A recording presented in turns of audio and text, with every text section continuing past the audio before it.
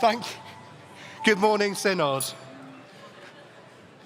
The bell seems to be on a go quiet this morning.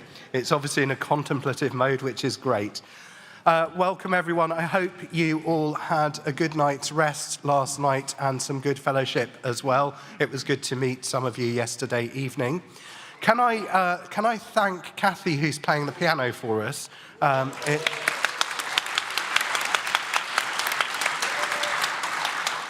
And can I also thank our diocese, who are very kindly leading our daily offices for us. And this morning we have the Diocese of Carlisle with some support from the Diocese of St Albans as we think about God's creation and the fifth mark of mission. So let us pray.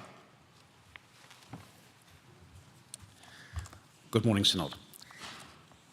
We'll do plenty of standing and sitting, and then our prayers can double as your morning exercise. So I will invite you to stand at the beginning for the hymn and for the Benedictus, so you can sit elsewhere. When we do the psalm, we'll do it responsorially, so if you would join in the even verses, but the Benedictus we will say all together. Hopefully all will go well. Can I invite you to stand? O Lord, open our lips. Hear our voice, O Lord, according to your faithful love. Do be seated.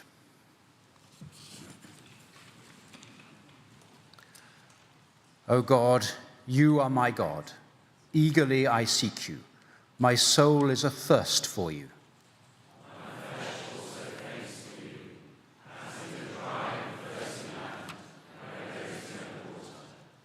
So would I gaze upon you in your holy place, that I might behold your power and your glory.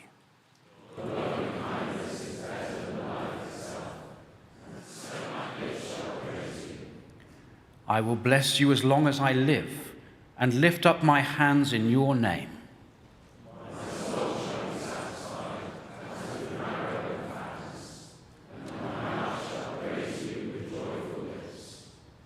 When I remember you upon my bed and meditate upon you in the watches of the night.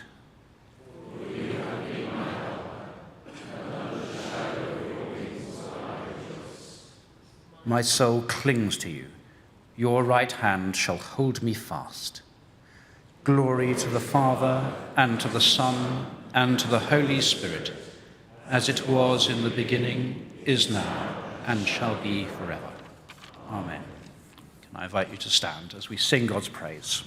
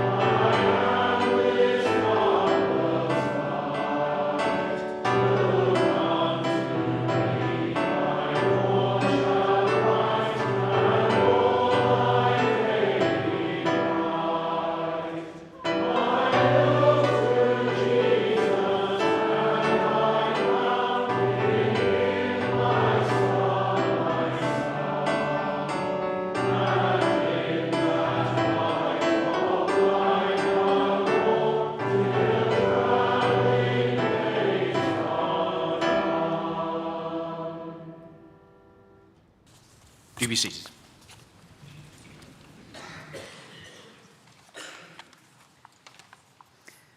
A reading from the letter to the Galatians, chapter 6. Do not be deceived. God is not mocked, for you reap whatever you sow. If you sow to your own flesh, you will reap corruption from the flesh. But if you sow to the Spirit, you will reap eternal life from the Spirit. So let us not grow weary in doing what is right, for we will reap at harvest time if we do not give up. So then, whenever we have an opportunity, let us work for the good of all, and especially for those of the family of faith. This is the word of the Lord. Thanks be to God. Can I invite you to stand as we declare God's praise together in the words of the Benedictus? Blessed be the Lord, the God of Israel, who has come to his people and set them free. He has raised up for us a mighty Saviour, born of the house of his servant David. Through his holy prophets, God promised of old to save us from our enemies, from the hands of all that hate us, to show mercy to our ancestors, and to remember his holy covenant. This was the oath God swore to our father Abraham, to set us free from the hands of our enemies, free to worship him without fear, holy and righteous in his sight all the days of our life. And you, child, shall be called the prophet of the Most High, for you will go before the Lord to prepare his way, to give his people knowledge of salvation by the forgiveness of all their sins. In the tender compassion of our God, the dawn from on high shall break upon us, to shine on those who dwell in darkness and the shadow of death, and to guide our feet into the way of peace.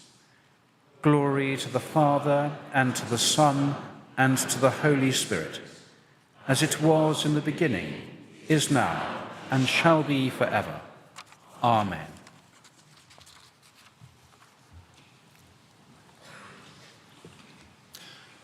When I say, Lord, in your mercy, please would you respond, receive our prayer. Lord, in your mercy, receive our prayer. God of creation, you fill the earth with your glory and sustain all things by your grace. Help us to appreciate the wonder and beauty of all you have made. Give us hearts to cherish your works and hands to care for the world you have given us. Lord, in your mercy, receive our prayer.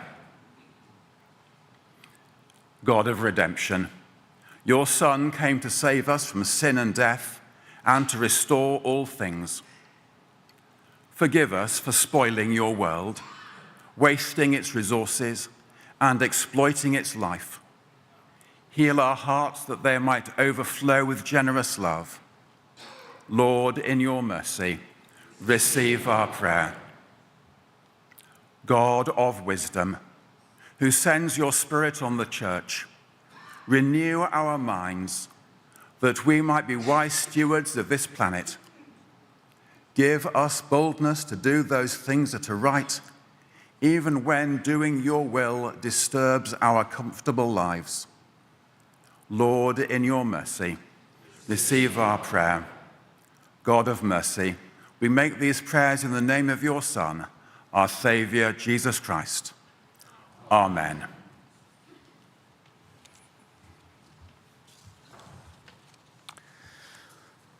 Almighty God, whose Son, Jesus Christ, fasted 40 days in the wilderness and was tempted as we are, yet without sin, give us grace to discipline ourselves in obedience to your Spirit.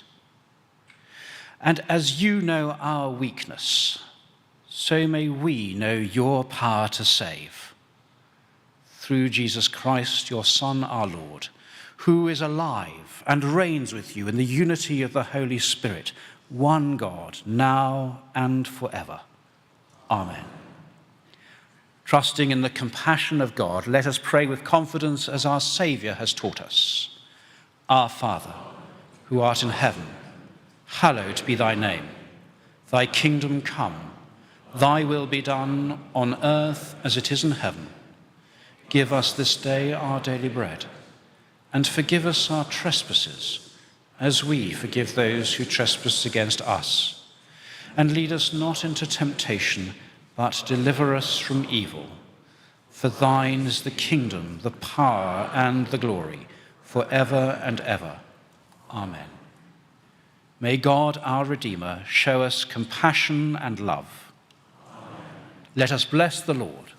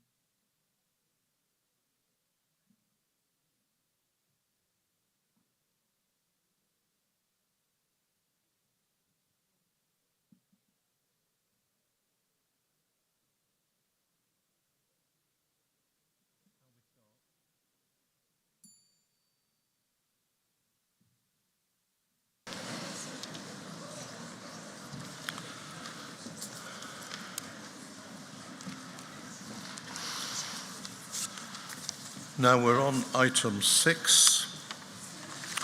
There is a notice paper number 2.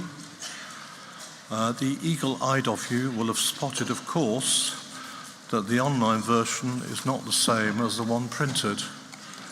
And that is because the online one contains a rubric to item 28, which states that 28 will be moved only if 27 is not carried, and that is the rubric we will observe. Now, this is a diocese and synod motion from Chelmsford, which requests the Archbishop's Council to undertake a review of PCCs to consider whether there should be a code of conduct for PCC members.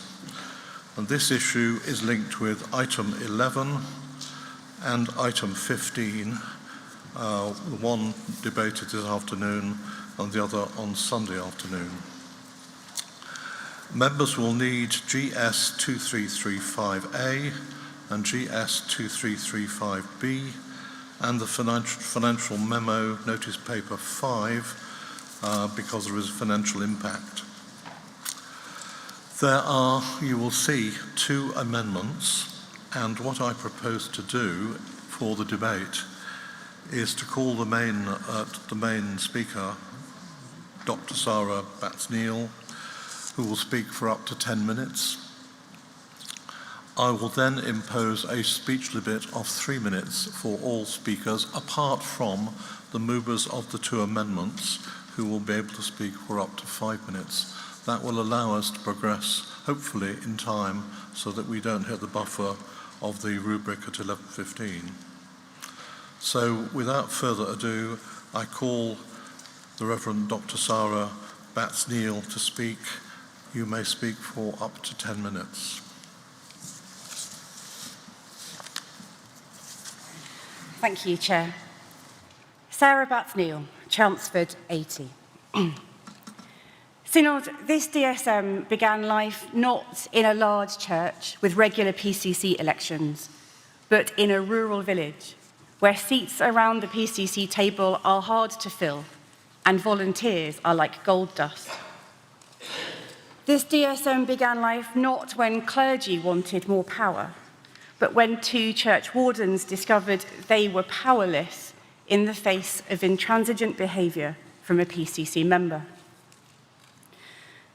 The Diocese of Chelmsford voted overwhelmingly in favour of this work several years ago. In the meantime, Archdeacon Mark Ireland has tabled his PMM, which we will debate tomorrow. It's clear that what we're working to address is not a one-off loss of temper, not a one parish incident, not one clash of personalities. We know that most people get on well most of the time, even in uncertain and difficult times. We know that there are thousands of people volunteering for myriad jobs, spending precious time on everything from esoteric bits of DAC rules to cleaning toilets. Our church is and relies upon all our lay volunteers. Most people, most of the time, find their local church community to be safe, welcoming, and loving. Yet, with thousands of people involved, there will inevitably be problems. And sometimes when things go wrong, they go wrong badly. You may be wondering, why can't we flourish without a code of conduct? We're meant to love each other. Well, just ask Chloe's people in Corinth. Because those first letters to Christian communities that we have include St. Paul's directions to churches living with disagreements. It's not news to discover that human beings sometimes fail to be loving, kind, patient, gentle, or self-controlled. It's not news that sometimes human beings fail to love their neighbours. We are all a work in progress, growing in holiness. Perhaps it is hard to feel one is on holy ground when a PCC meets, but yet we are. We all need to approach our interactions with humility, recognising Christ in others, being ready to admit when we're part of the problem ourselves. And when things do go wrong, there is currently no way to change the composition of a PCC. There is a lack of clear accountability. We know there are lots of questions for a review to tackle. How do we make sure any procedures are fair, unbiased, and transparent? How do we decide what is and isn't acceptable? How do we do this in love, in a way that is theologically literate and pastorally sound? How do we ensure we are not placing additional burdens on already stretched clergy and volunteers?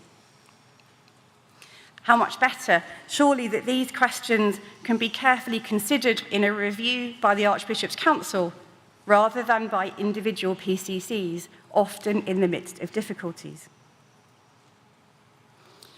We know that a review could take time. We note, however, that the suggestion to work on the code and any possible legislation together would have the effect of slowing down the process of introducing a code. But a review doesn't have to start from scratch. The Charity Commission gives us guidance.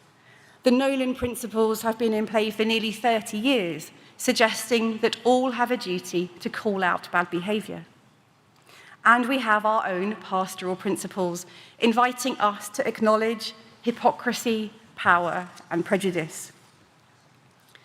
The building blocks are already there, even before we add further biblical wisdom, learning from current experience, or ideas from our debate today.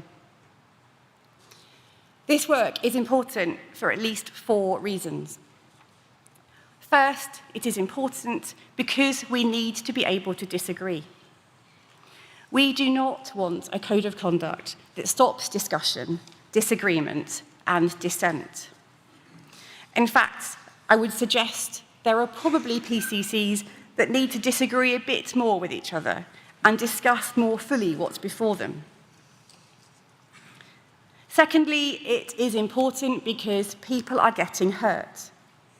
In some places, disagreements escalate. Relationships are damaged. Health breakdowns happen. Bystanders are harmed. Good people leave the church. With no formal way to hold people to account, it means that if you're repeatedly harassed, you share your meetings with your harasser.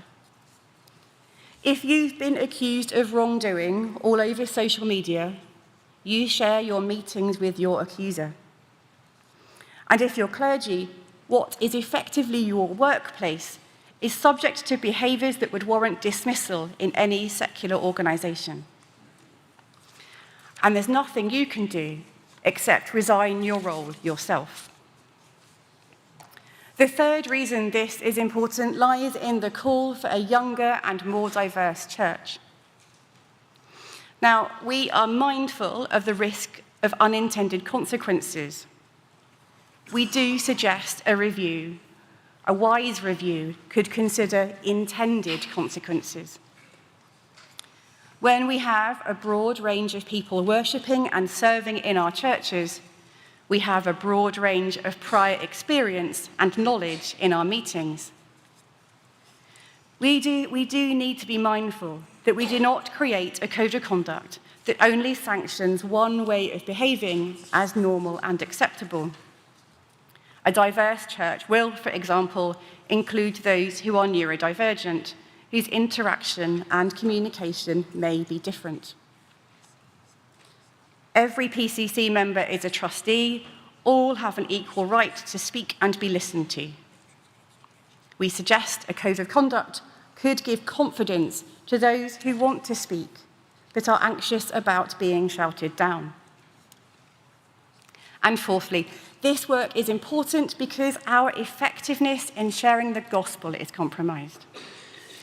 Time and resources are spent not on reaching our communities, showing the love of Christ, on building the kingdom. Time and energy are spent instead on managing the fallout from bad behaviour.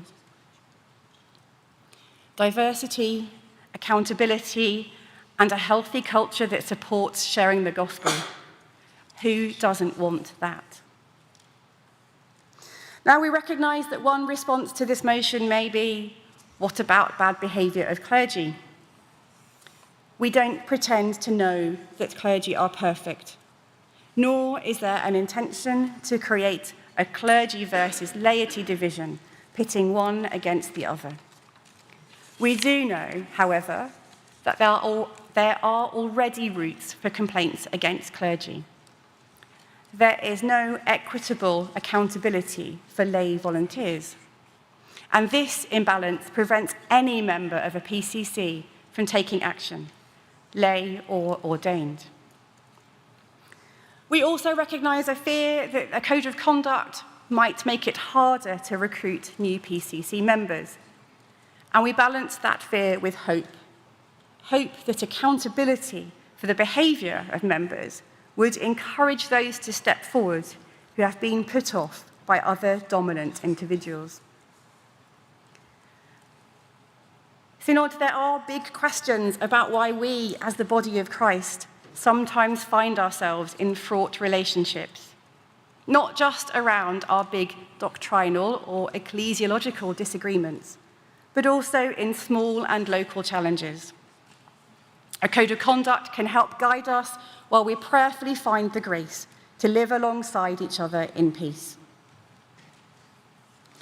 Synod, if we don't pass this motion, are we instead agreeing that our churches are places where we tolerate consistent, persistent, bad behaviour?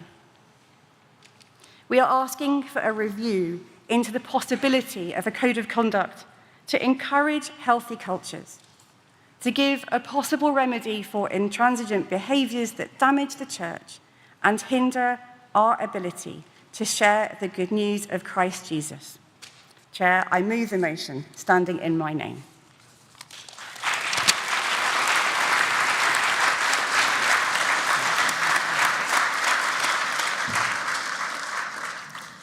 So this matter is now open for debate, and from the outset there will be a 3-minute speech limit apart from, as I've said, the 2 amendments.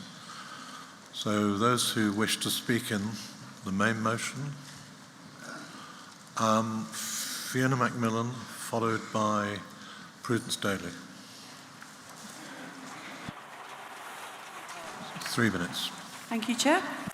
Fiona Macmillan, 357 London. Thank you, Chair. Good morning, Synod. I support this motion in principle.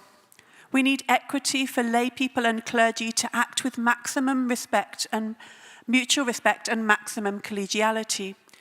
But I have concerns about how it may be understood and implemented. I speak as a disabled and neurodivergent person. I'm autistic, have ADHD and Tourette's, and I represent Synod on the CMDDP and chair its new neurodiversity working group. I'm grateful to Anne Memmott, a member of the working group, for helping me to formulate my input. We need clarity around issues of misconduct and bullying and consequences. But it's easy to imagine there's a neutral position, one which has no bias or cultural conditioning and can judge what's normal, acceptable, or appropriate. Yet we each speak from our own understanding, knowledge, and experience.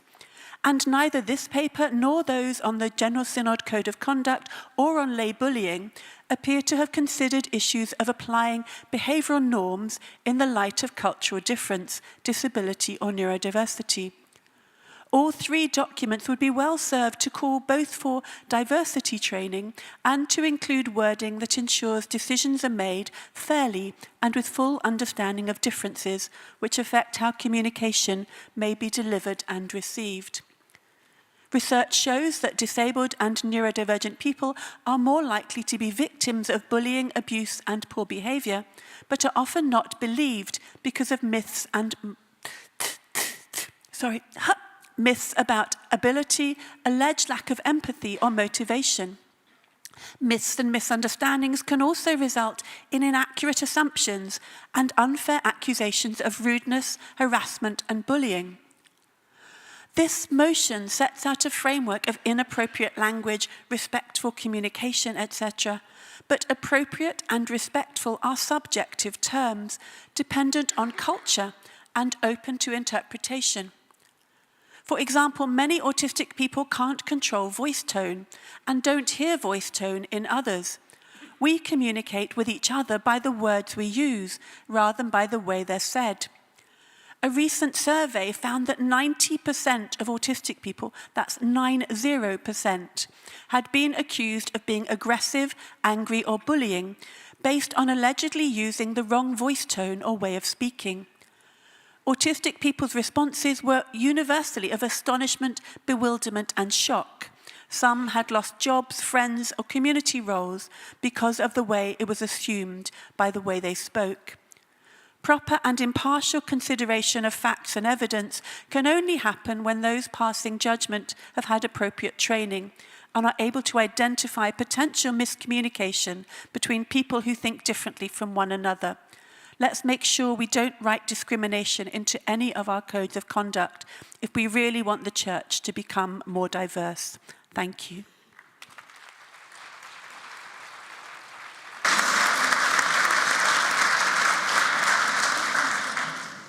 Prudence. Prudence Daly, 376 Oxford.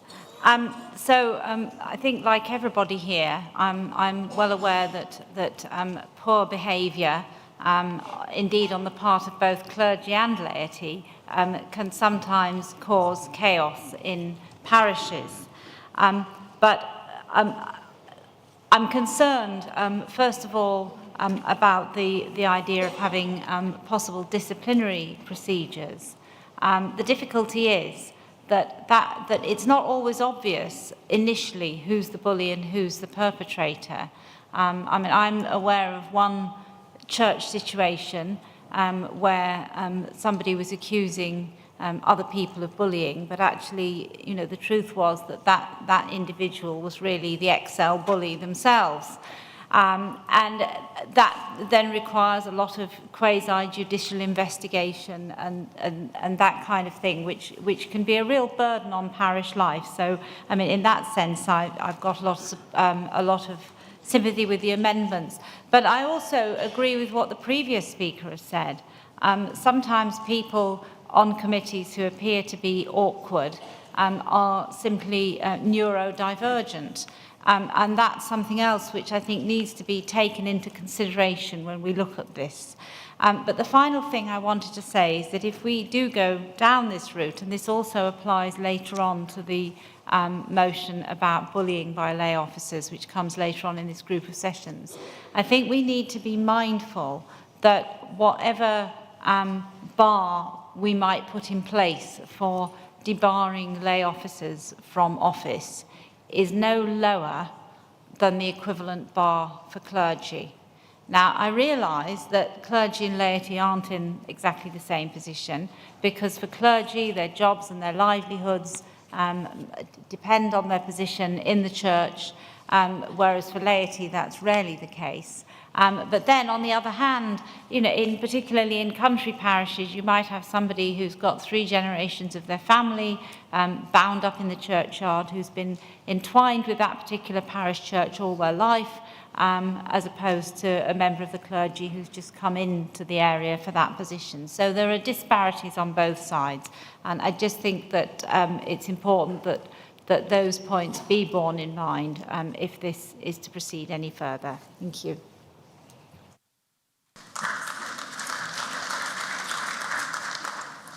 Now I'm going to move to the first amendment and call Adrian Greenwood to speak to his amendment. You have up to 5 minutes. Adrian Greenwood, Southwark 415. Thank you very much, Chair. Members of Synod, this is meant to be a helpful amendment because the issue that has been raised is extremely important and we need to deal with it. The thrust of what I'm going to try and communicate in the next few minutes is actually, we don't need a review, we need to get on with it.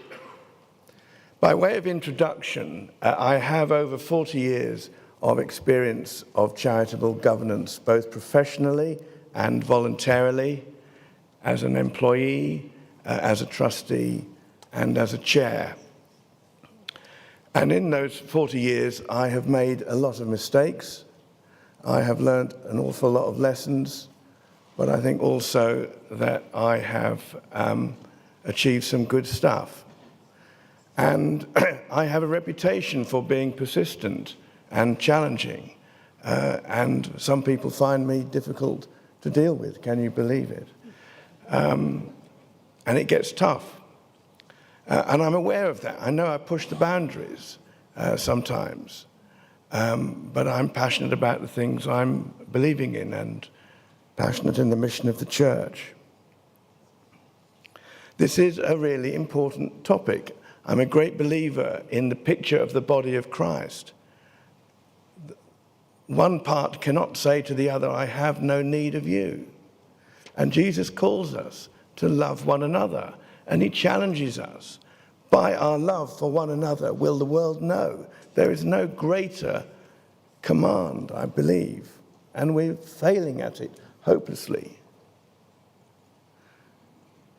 So we know what the issue is. The question is, how are we going to solve it? I've been on Archbishop's Council And we know today that they've got a huge workload on them.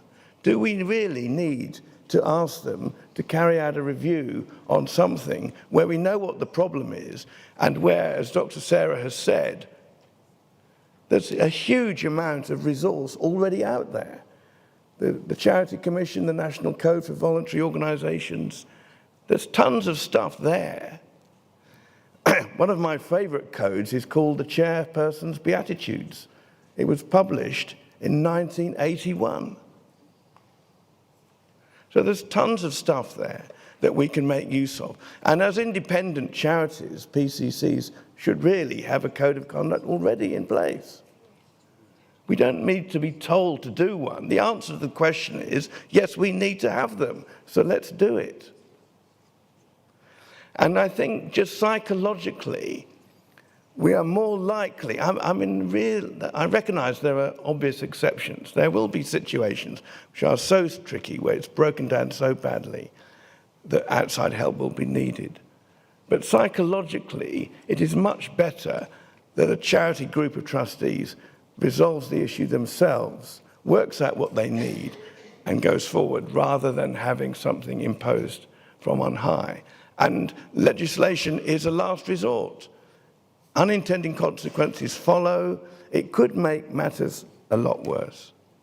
So my plea is, Synod, we know we don't need the review. Let's call upon every PCC in this country to get on and produce a code of conduct which suits it in its circumstances. If there was a wider review, I would certainly say, well, let's look again at the 1956 measure. I think that's out of date and it needs updating. As a former lay chair of PCC, I would say let's make much better use of the lay chair in helping carry the load, sharing the work, allowing the incumbent to focus on the role of pastor and teacher. There's a tool that I use with charitable bodies called the Support Challenge Matrix. It's a really helpful tool to help the body work out what is best way of supporting, and what is the best way of challenging in order to move forward with the objectives of the charity. So I'm right behind Chelmsford on this. It needs to be addressed. It's an important issue, but I think we can move a lot faster. I don't think we need the review. I think we can call on PCCs now to get on with it. Thank you very much indeed.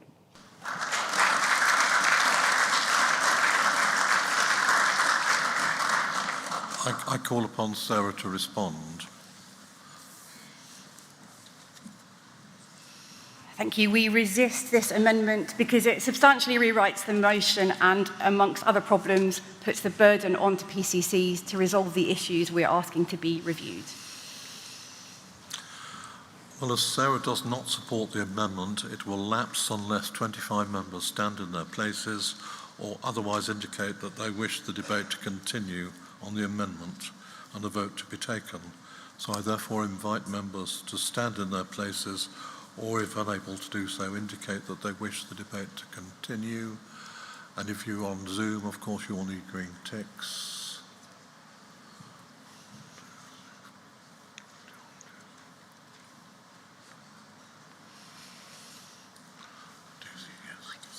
I do see 25 members standing, so the debate continues. Now, to be even-handed, can we have those, one person in favour of the amendment, please? You, madam, and against the amendment? You, madam. Seem to be calling a lot of women today, but there we are.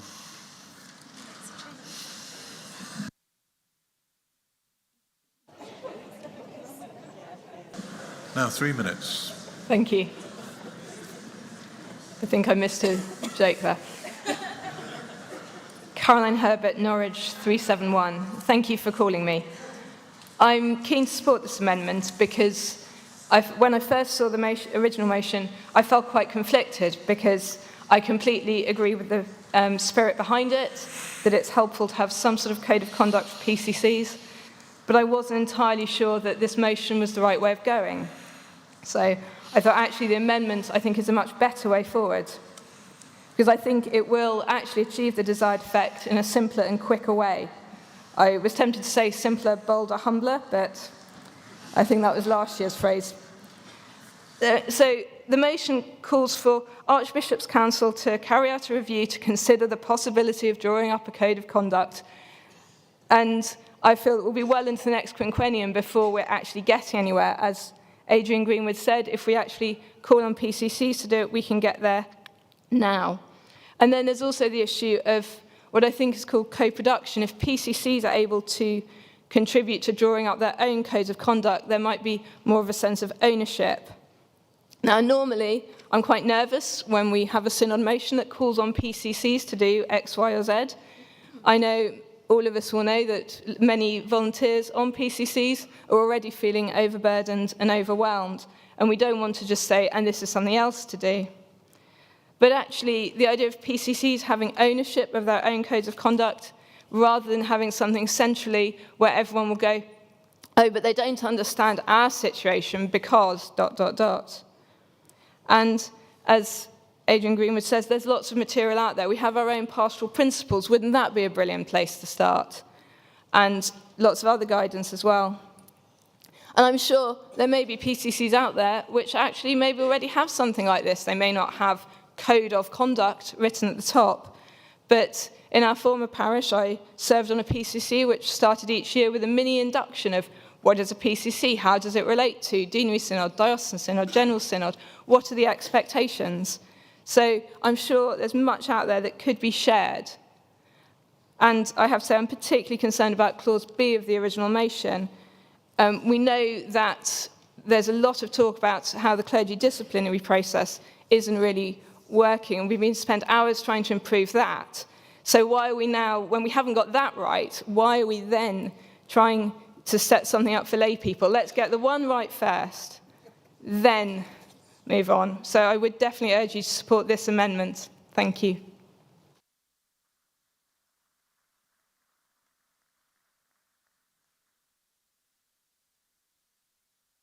To speak. Carol Bates, Southwark 220.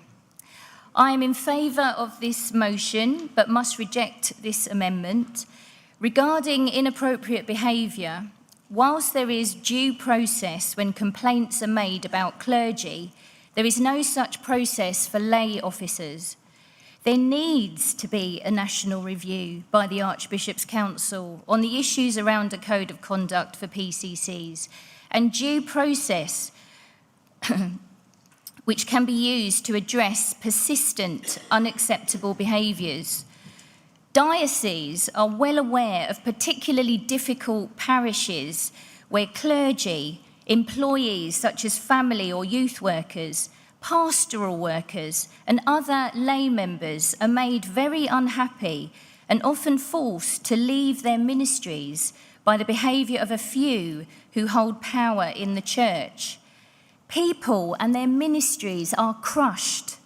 The growth and health of the church is adversely affected. I suggest beginning the review amongst parishes which are known to be difficult. Instead of just labelling them as being difficult, the behaviours which make the parish difficult need to be formally addressed if the church is to be even more the Church of Christ. PCC members hold a great deal of relational power amongst congregations, and where inappropriate behaviour remains unchallenged, the church can be controlled by those who intimidate, undermine, carry out malicious behaviours and humiliation tactics towards those who do not comply with the status quo set by themselves. The impact is a breakdown in relationships, devastation to mental and physical health. It deters others from being involved in church life and using their gifts, and it erodes the church's credibility and its mission. PCC meetings and meetings with lay officers should not be psychologically damaging environments, but where there is aggressive speech, constant criticism, verbally and through emails, and undermining behaviour, These meetings become very stressful for those who are expected to continue meeting with their aggressors. Little can be done to call lay officers to account for appalling behaviour or to protect those targeted from it, apart from refusal to meet with them. Members of the PCC and church are intimidated and fearful of speaking out in case they themselves become targets. Formal mechanisms are needed to protect those on the receiving end of inappropriate behaviour, and these mechanisms should also enable aggressors to have an awareness of the impact of their behaviour. Thank you very much. Reject this amendment. Now, I'd like to hear two more speeches, one on either side of the amendment. The request to speak do not tell me whether you support this amendment or not. So, gentleman here, sir, and gentleman at the back. Yes, you.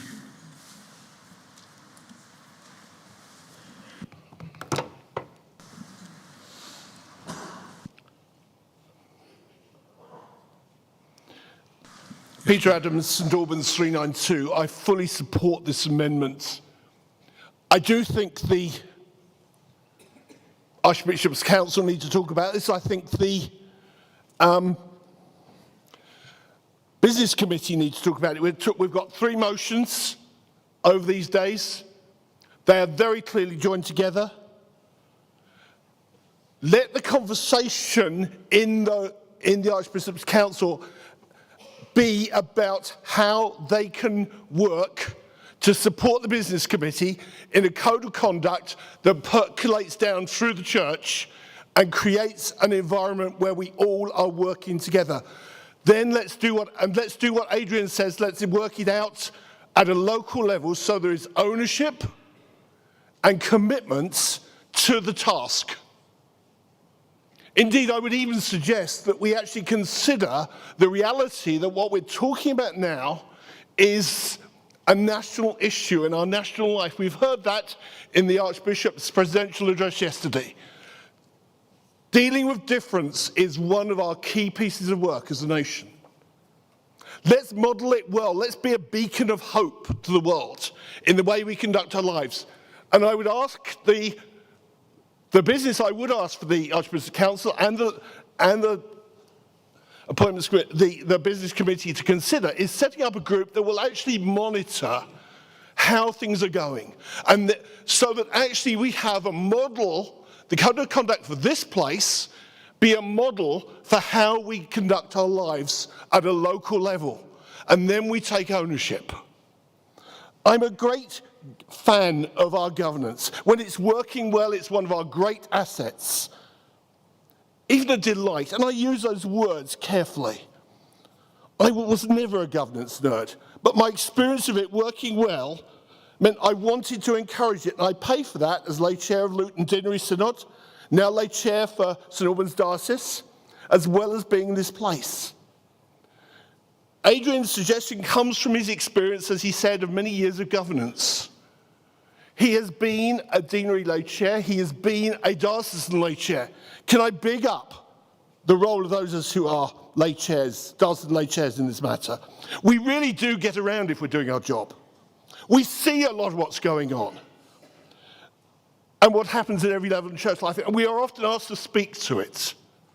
Can we consider that? Can we look at how we live our lives and how we help our church to consider how it does its job? I don't believe our PCCs can probably do the job on their own, although I get to the heart of what Adrian says. The challenge is that they need help often. Let's give them that help, but then let's encourage them to own it and apply it. Thank you very Can much. I also ask that... Thank you very much. Thank you very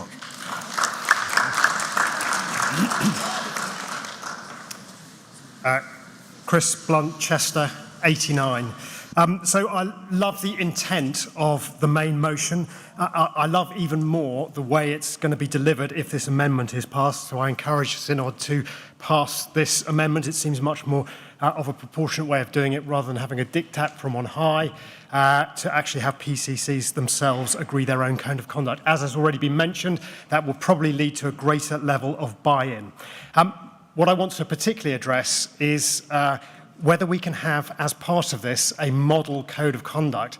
The vast majority of PCCs, no doubt, would actually be in a very similar circumstance, and therefore a model code of conduct would allow them to sort of lift it off the shelf, maybe tweak it a bit, but basically have the ideas in place already. Not many of us on PCCs are experts in support challenge matrices or anything like that, but actually a little bit of expertise to draw up a model code of conduct would really help in this matter. Yes, something that can be tweaked at the local level.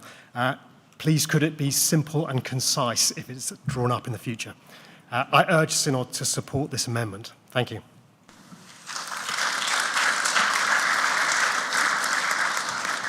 In the interest of balance, I'm looking for somebody who is against the amendment. You, sir.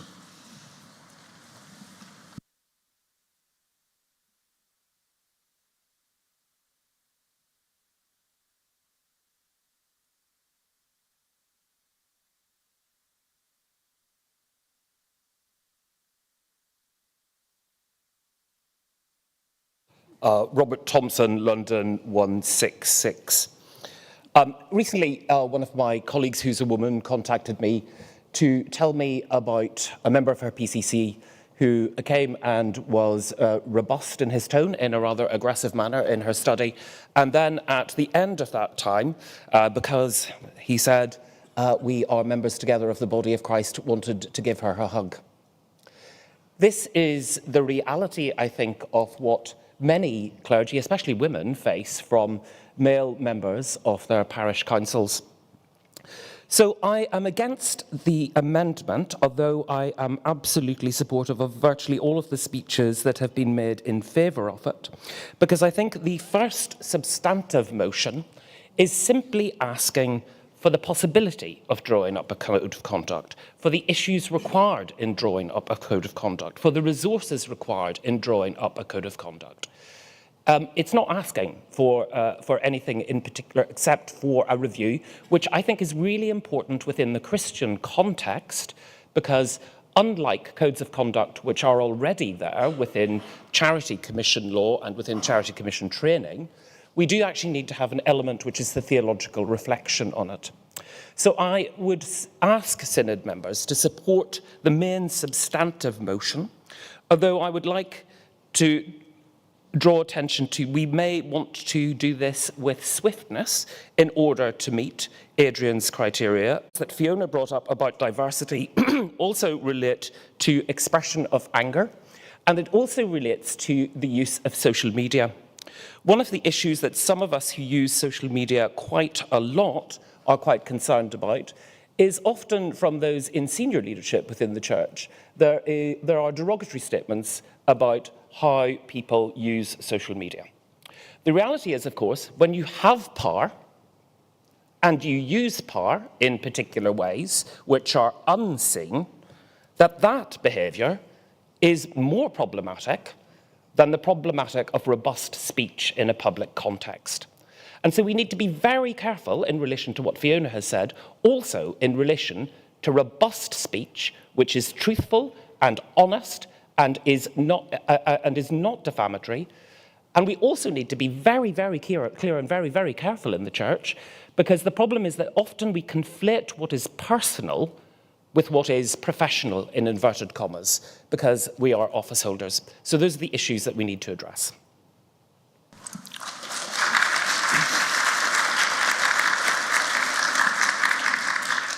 Now, I wish to test the mind of Synod as to whether item 27 has been sufficiently debated, and therefore I put the motion for closure on item 27. Those in favour of the motion for closure on item 27, please show. Those against? That is carried. So we move to vote on item 27. So those in favour, please show. And Zoom are green ticks. And those against?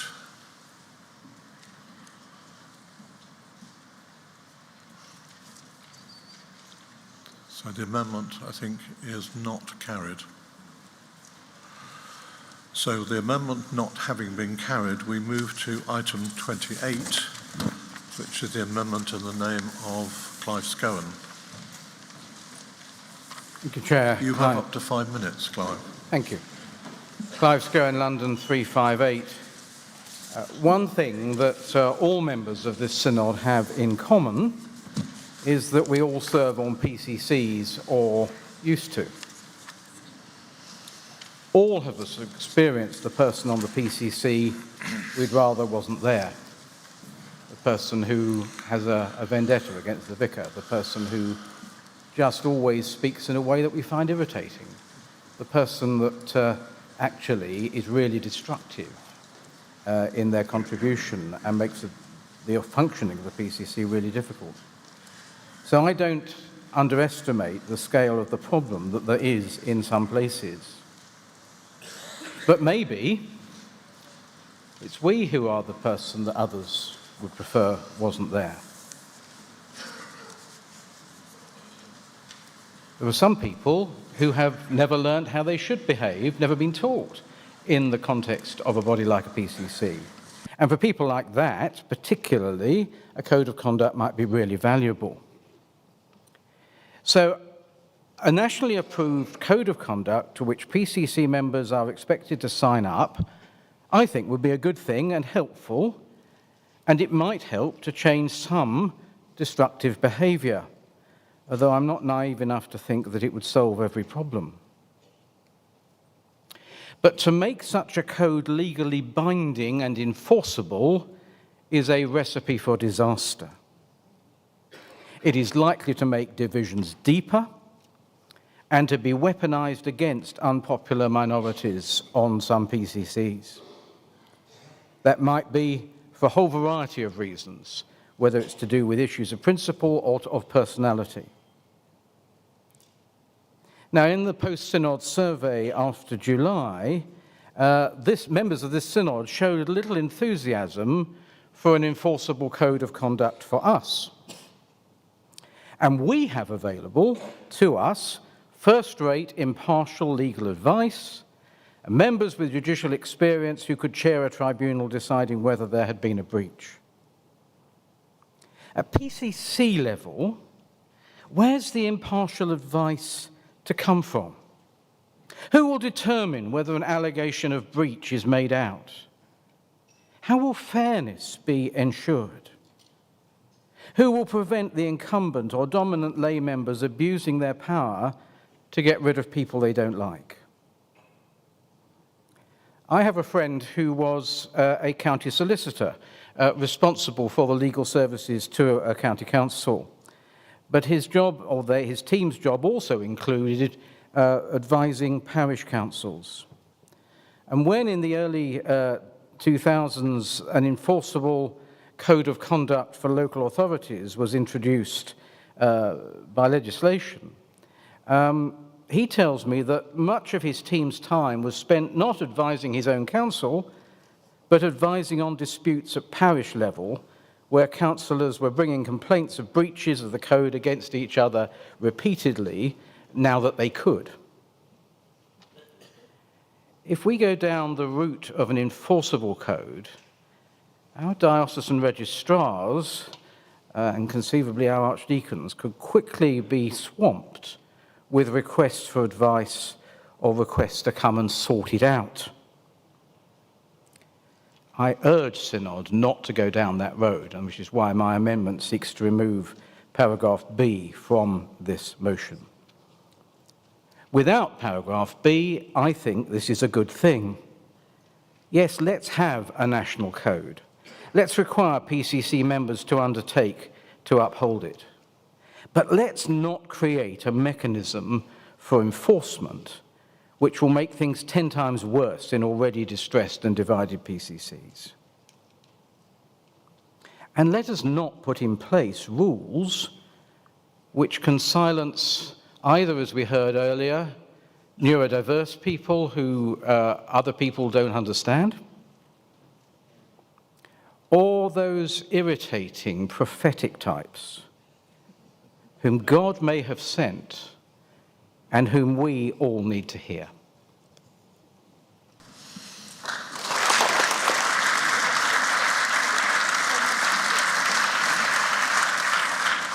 I call on Sarah to respond and indicate whether she supports the amendment or not. We resist this amendment. The motion is asking for a review into the issues around a disciplinary process, and taking it off the table now would mean that that would prevent a proper discussion of those issues. Thank you. So as Sarah does not support the amendment, it will lapse unless 25 members stand in their places or otherwise indicate that they wish the debate to continue and a vote to be taken. So I invite members now to stand in their places if they wish to. And people online should do green ticks.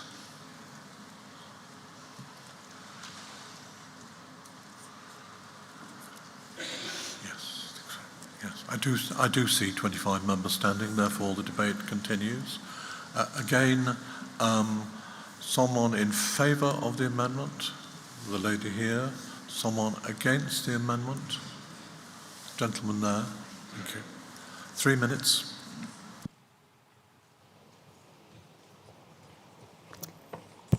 Sandy Turner, Chelmsford, 275. Thank you for calling me. I support Clive's amendment, partly because the amendment speaks mainly about PCC members, and I cannot support the main motion which asks for this code to apply to lay volunteers as well as to office holders. I have grave concerns about making this apply to lay volunteers. Our churches, as we've heard, rely upon them, whether you're PCC members, a safeguarding officer, doing children's work, doing the music, making coffee, reading, praying, welcoming, putting the chairs out, sweeping the floors, cleaning the loos, leading home groups, sitting on synods, paying the parish share. The list is endless. We are the church, and in rural deaneries like mine, the challenge lies in finding enough lay volunteers, and I wonder whether an enforceable code of conduct would dissuade them from serving at all. I note that there is a desire for accountability process for the laity to be equivalent to that of a CDM, and so like a CDM, I would hope that any potential code of conduct for laity must not include matters related to doctrine. In this time of uncertainty, lay people of all persuasions must be allowed to serve according to their conscience. Codes of conduct dealing with expected standards of behaviour, particularly for lay volunteers, needs to be carefully framed with clear definitions if they're not to be misused or misunderstood. One person's definition of poor behaviour is often another person's principled stand. And of course, in many small parishes like mine, the fallout from enforcing a code of conduct, whether that results in the removal of a PCC member or barring a lay volunteer from leading prayers or serving coffee, would be far-reaching, from gossip at the school gate, the village pub, or the shop, bringing disrepute to the gospel and damaging the mission and ministry of the local church. So please support Clive's amendment and reject the motion. Thank you.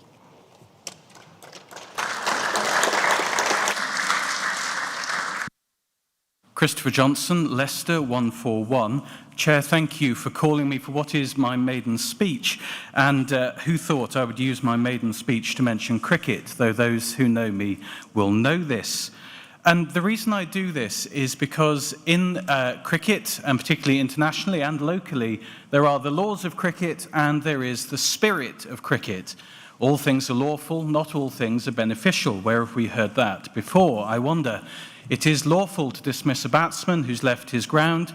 It's not always beneficial to do so, as we found last summer. Equally, it's important that we have rules and regulations at a national level that can be enforced, but don't necessarily need to be so. The same with a code of conduct that can be applied. We've already heard a request for a model code of conduct, and I think that sounds like a very prudent way of doing it. It can be used. It's there if it needs to be used, but it doesn't have to be so. I'm very conscious in the time that I've been ordained, parish governance has changed beyond all recognition. Gone are the days of wondering halfway through a PCC where the best place to park on market day are, and in are all of the policies, procedures and training that are expected of small and increasingly fragile PCCs. So the more tools that are available to our PCCs, the better, but also to provide support across the board at national, diocesan and at parish level to provide the tools, the scope and the possibilities for the glory of God, for the kingdom of God to come about within the lives of our churches, and above all, perhaps proportionality in the way we go about that. So I urge you to resist this amendment in the scope of the wider scheme. Thank you.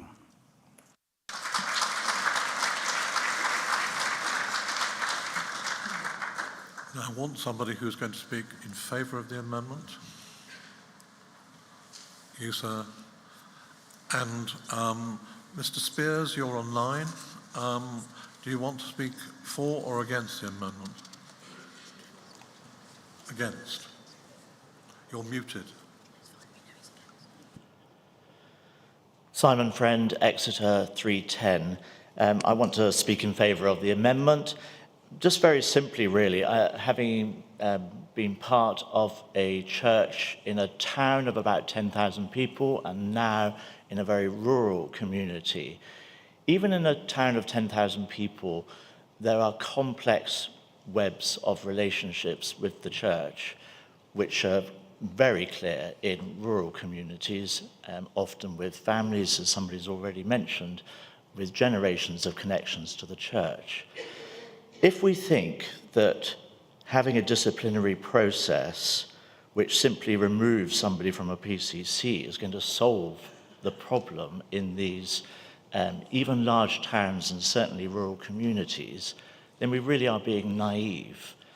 And the effects and the disruption and the knock-on effects within the whole community can be extremely damaging. And I would have supported the previous amendment motion, and I noticed that Dr. Sarah said, in one of the reasons for resisting it, that this would be a burden on the PCC. Well, I'm afraid it is a burden on the PCC. The PCCs at a local level do have to deal with these extremely difficult conversations and extremely difficult relationships. And having something top down, or a disciplinary process which could backfire, I just don't think helps the situation.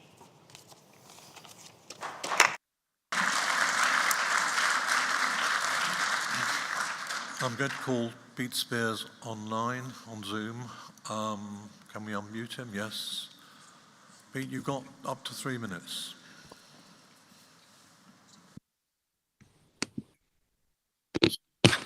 Thank you, Pete Spears, Liverpool 154. Sorry, Synod, I can't be with you in person. In the spirit of St. Paul writing to Timothy, I long to be with you again, and I will be filled with joy when we are together again. I'd like to oppose this amendment that Clive has put forward, because I believe that we do need to see what the legal issues are about the removal of PCC members. People are incredulous that there is no mechanism for the removal of PCC members. Some PCCs have resorted to meeting on Zoom in order to try and deal with disruptive behavior. They found it a safer way of meeting. And of course, the ultimate sanction is the mute button or removal to the waiting room. So I would be very interested to see what the legal issues are around. Presumably, there would need to be some kind of investigation before such a sanction was proposed. The chair of the House of Laity could be involved in that rather than an archdeacon. And I assume that it would require an amendment to the church representation rules. But let's see that. Let's not dismiss that as a notion right now. In Liverpool Diocese, we already have a PCC code of conduct. We passed one as a diocesan synod last year, and we've asked every PCC to adopt it and for the individual members of the PCC to subscribe to it. We asked them to adopt it as is rather than to amend it themselves, because it's important that it has some consistency between them and some authority behind it. We based it on the General Synod Code of Conduct. We also used the Nolan principles, but we also included simple principles like challenge ideas and not individuals, treat everyone with courtesy and respect, accepting the majority decision, and avoid side conversations. I could go on with the other things and be very happy to include that in any review that the Archbishop's Council will do. PCC members, as trustees of a charity, always have to act in the best interest of the charity. And it seems to me that disruptive behaviour, as opposed to people being prophetic or neurodivergent, needs to be dealt with so that the best interest of the charity can be fulfilled. Please reject Clive's amendment and vote for Sarah Batts-Neal motion. Thank you.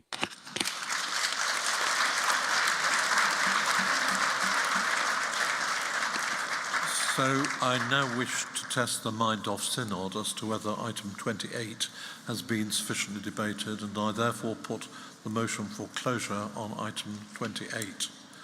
Those in favour of the motion for closure on item 28? Those against?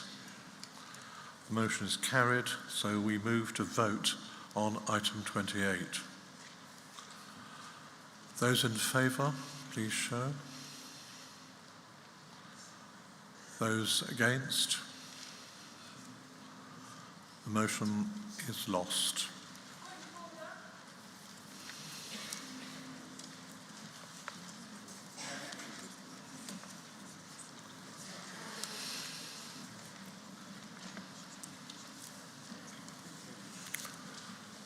Point of order, Mrs. Buggs. Ms. Buggs. Debbie Buggs, London 353. Chair, from where I was sitting, that seemed very close to call it. So understanding order 37, please would you ask for a counted vote? The answer is I can see everybody, you probably can't, and I'm satisfied that the result was the correct one. But I am allowed to ask under standing order 37 for a counted vote. Right.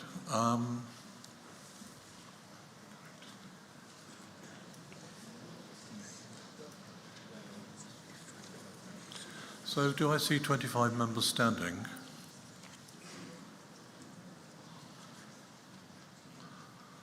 I don't see 25 members standing, I'm afraid. Great, their eyesight's better than mine. Thanks. So the amendment is lost. So we move back to the original motion unamended. Perhaps two more contributions, one in favour, one against, of the motion. Are you in favour, sir? Against, right? You speak against. In favour?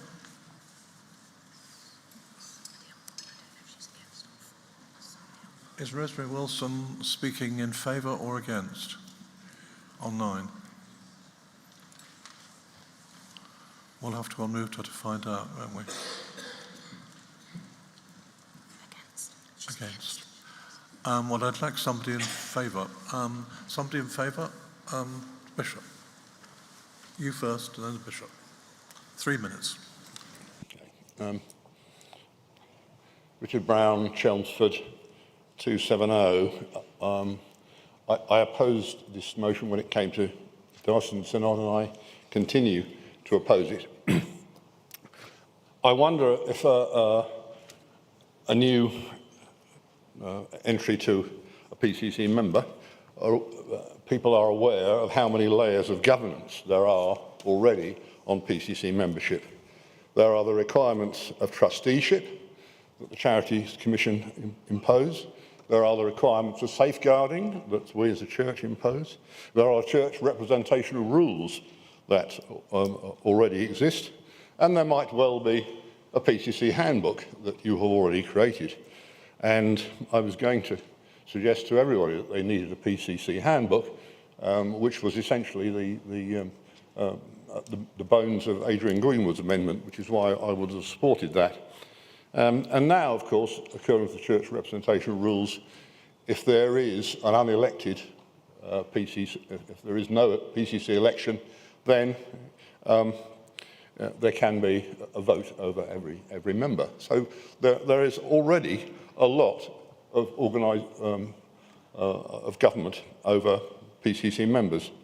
The Charity Commission, of course, who oversees all this, have already considered this.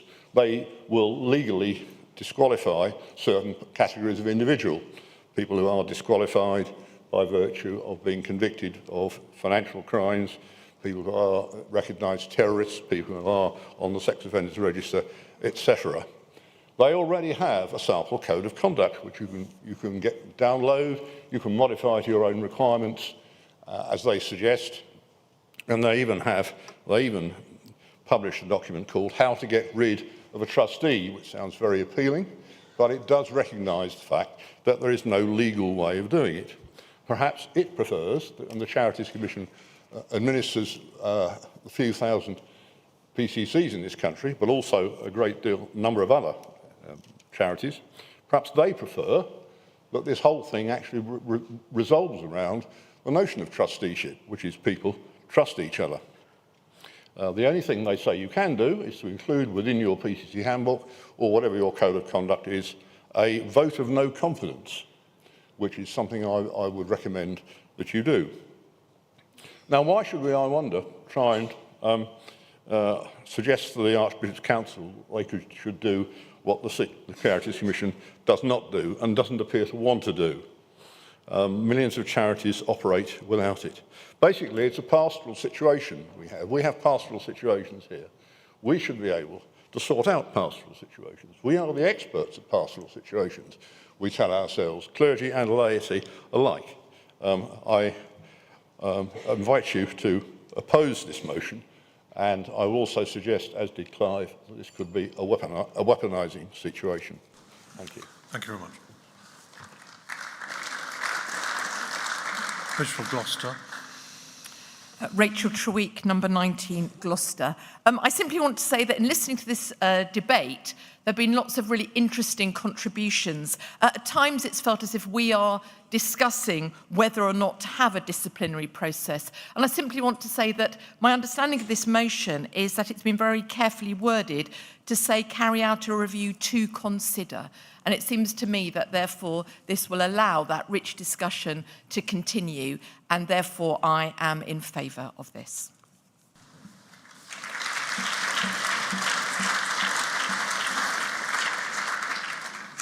I wish to test the mind of Synod as to whether item 6 has been sufficiently debated, and therefore I put the motion for closure on item 6. Those in favour of the closure on item 6? Thank you. Those against? Thank you. Motion for closure is carried. I call on Dr. Sarah Batts-Neal to reply to the debate.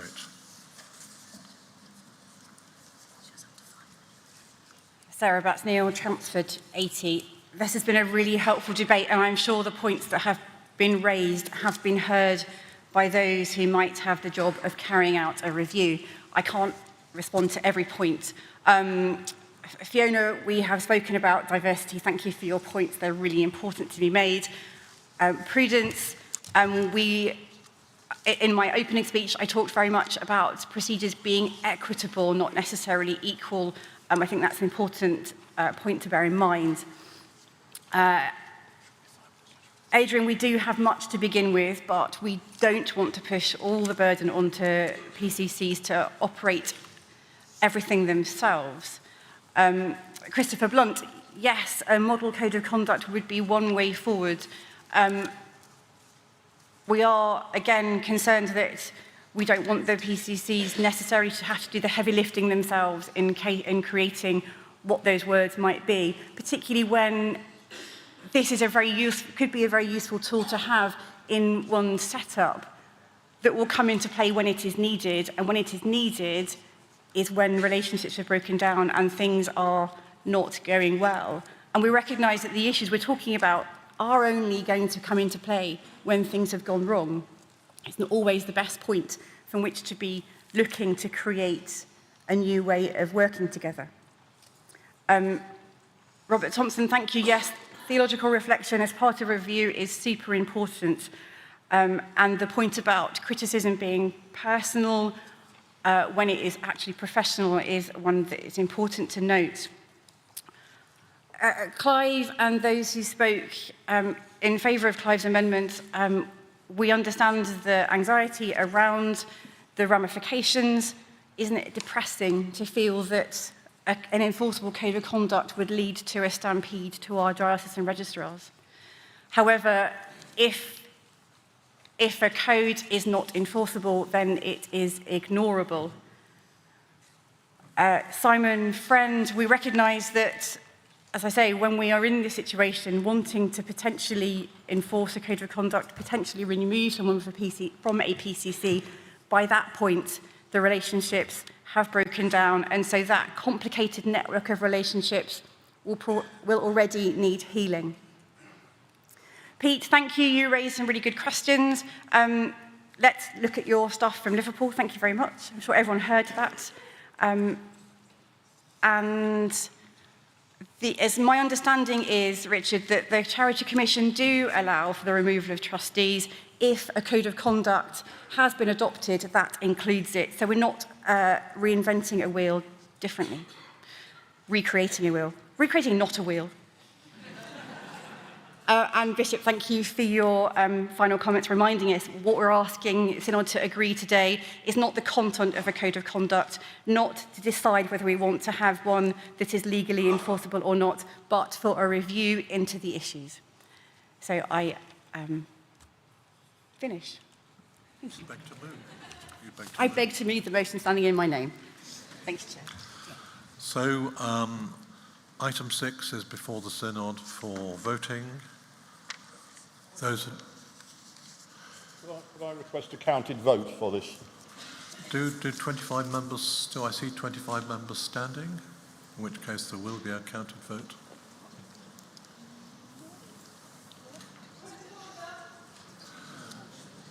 I think we have to deal with one point of order at a time, I think. Do you want to come and tell me what the point of order is, Spugs?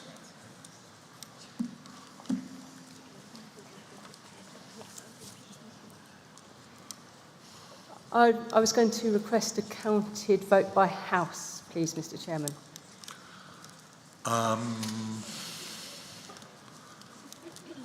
Well, I think a counted vote by Houses is going to have to take precedence, isn't it? But I will... Do I see 25 members standing on Ms. Spugs' point of order about standing vote by... a counted vote by Houses?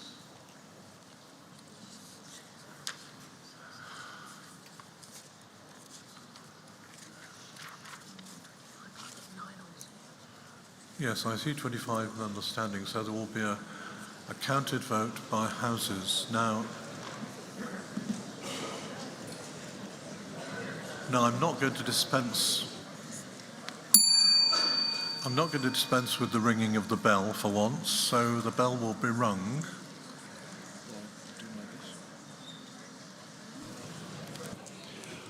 I'm about to ring the bell to warn members that a counted vote by Houses is to take place. 2 minutes after it ceases, the vote will begin.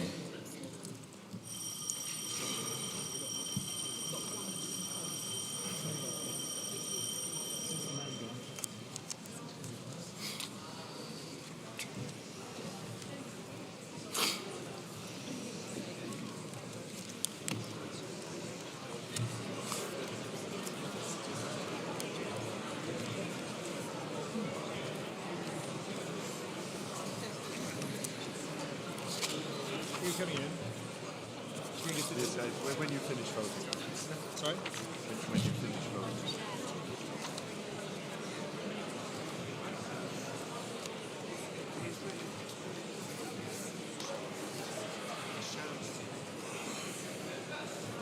That's probably right, isn't it?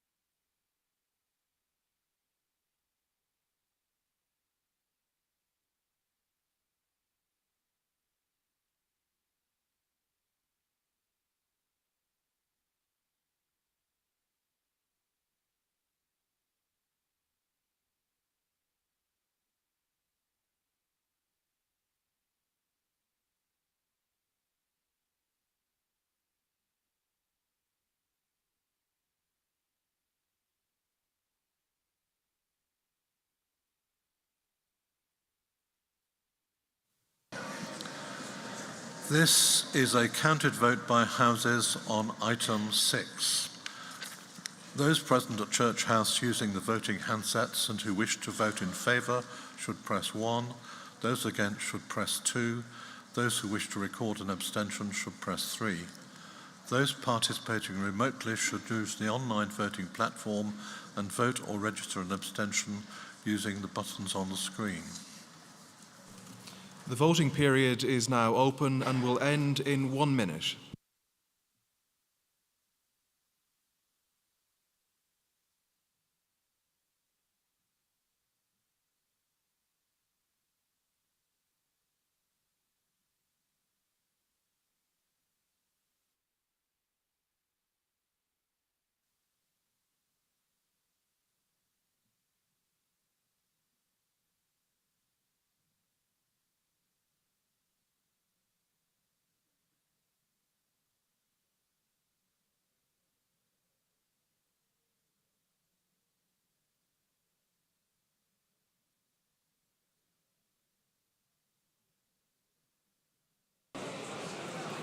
The voting period will end in 15 seconds.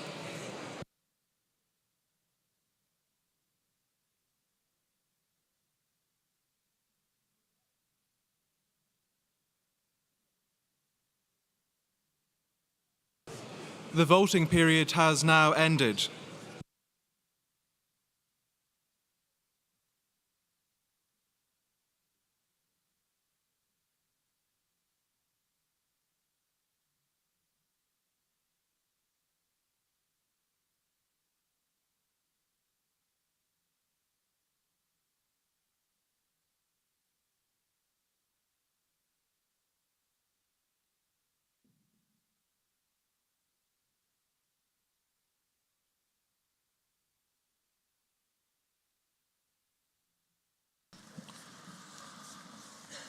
On item 6, they're voted as follows. House of Bishops in favour 30, against 1, recorded abstentions 1.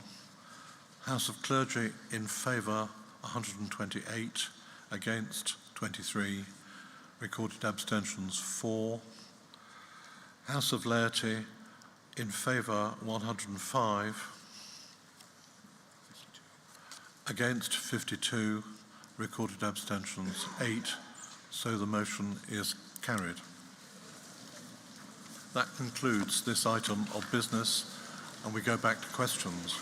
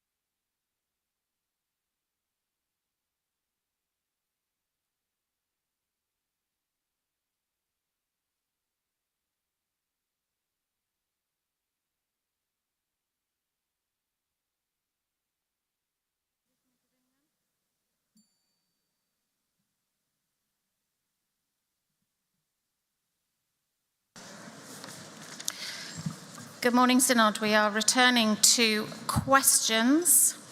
And a reminder about the standing orders for questions. Please ensure that you only ask questions, as always. Those who wish to pose a supplementary, priority is given to the original questioner.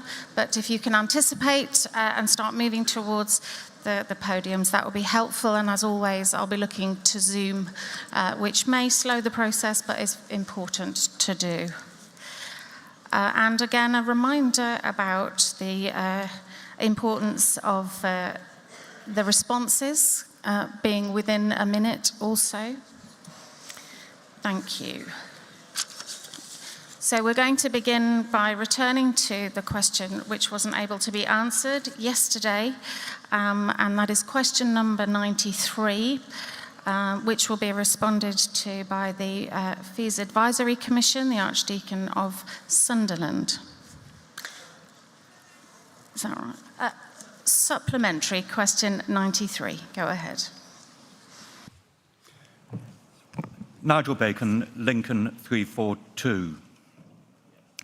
Thank you, Chair, and my thanks to Archdeacon Robert and the Commission for the positive response to my question regarding the possibility of lowering the legal fees for faculty applications involving low-cost work which yet do not qualify for consideration under lists A or B. Will the Commission now, in order to advance the matter, undertake to analyse faculty applications over the last couple of years or so, identify the proportion with estimated costs of work of, say, £5,000 or some other values which it considers appropriate, and then to publish its findings? Thank you very much. Firstly, may I apologise for not being here in time yesterday. A delayed flight from Venice. It meant an extra Bellini, so I was fine with that as well. Thank you very much for that, and I shall place that on the agenda for the next meeting, and then we shall report back forthwith. Thank you. Thank you. So we will be returning to questions which will be responded to by the members of the Archbishop's Council, and we will be beginning with question 122, and I believe Mark Sheard will be responding. Question 122. Supplementary. Supplementary, go ahead. Christopher Townsend, Ely 305. Thank you, Mr. Sheard, for your reply. I'm heartened to hear that guidance is reviewed periodically. Please, can you specify the time frame within which the guidance on asylum seekers will be reviewed, and by whom? And when this happens, please can parts 3 and parts 4 of the guidance place more emphasis on the hallmarks of best practice in the particularly sensitive area of conversion and discipleship of asylum seekers? Thank you. Thank you very much, Christopher. Yes, I can answer that question. There will be a particular focus in the review on parts 3 and 4, as you request. Indeed, you may have picked up that since the written answer was prepared, in fact, the review is already underway and has been announced both in the Houses of Commons and Lords. The review is being undertaken by Faith and Public Life Department. It will be shared with the House of Bishops for their input, particularly Bishop Julie, who spoke in the House of Lords on the subject. It will also be brought at an early stage to the Archbishop's Council, who will in due course publish it. Bishop who? Julie. Gooley. Gooley. I do beg Synod's pardon, and particularly Bishop Gooley's. Yeah, I think it is a matter of urgency. I think it's particularly important that we give no opportunity to any individual who wishes to, particularly individuals, dare I say, who've experienced the welcome and safety that this country affords, and have held high office and should understand how the asylum system works in this country. We must give any individual, however, any opportunity to get in the way of this country providing safety for those whose lives are at risk because of their religious belief, nor must we in any way hinder the work of creating and baptizing disciples. So I hope that answers your question. Question 123. Question 124.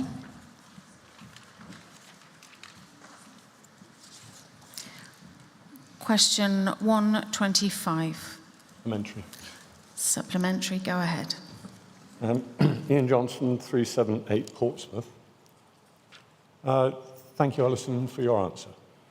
It's a tricky question, I think.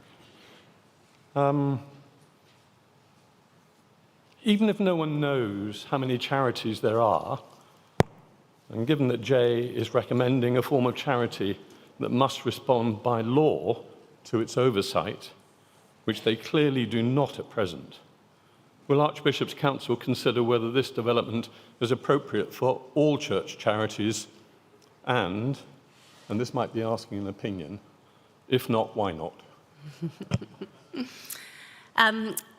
Thank you, Ian. I think you raise a very big subject for us because we don't know how many charities there are associated with the Church of England. Even a diocese doesn't know how many charities there are associated.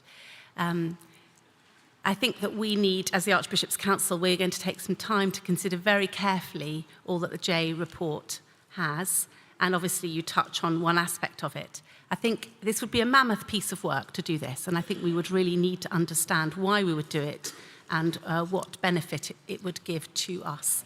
And I'm particularly concerned that each charity is independent. It has its own board of trustees. It's not answerable to us, the Archbishop's Council. And so I would not want to assume that we have any authority over those independent boards and trustees, and many of you are those people. So those are some of the issues I think we need to think about. Yeah, thank you.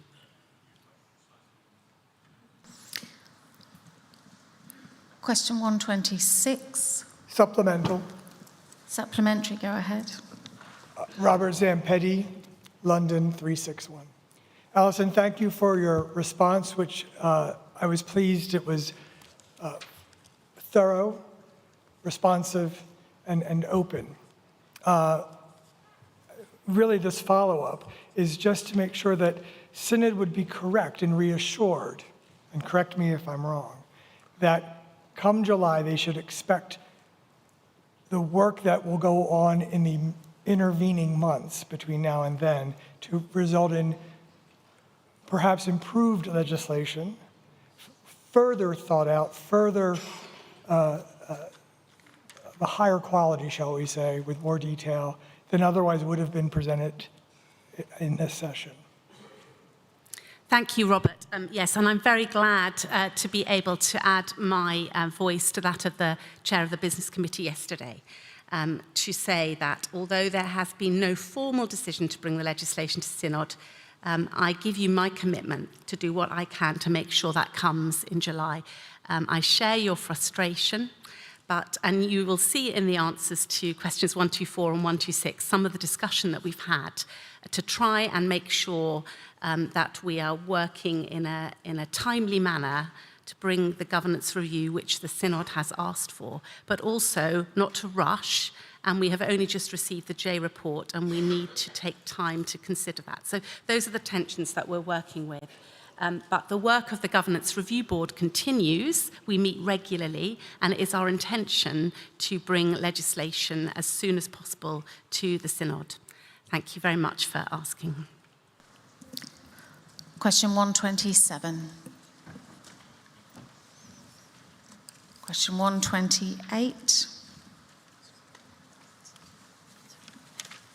Question 129. Supplementary, go ahead. Helen King, Oxford 378. Thank you for your answer, Archbishop.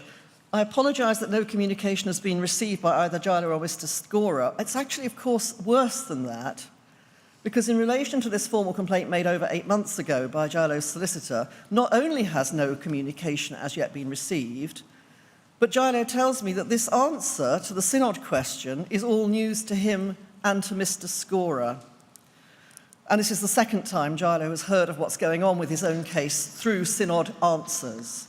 So my question is it appropriate for the Archbishop's Council to use Synod answers as a way of communicating with a survivor?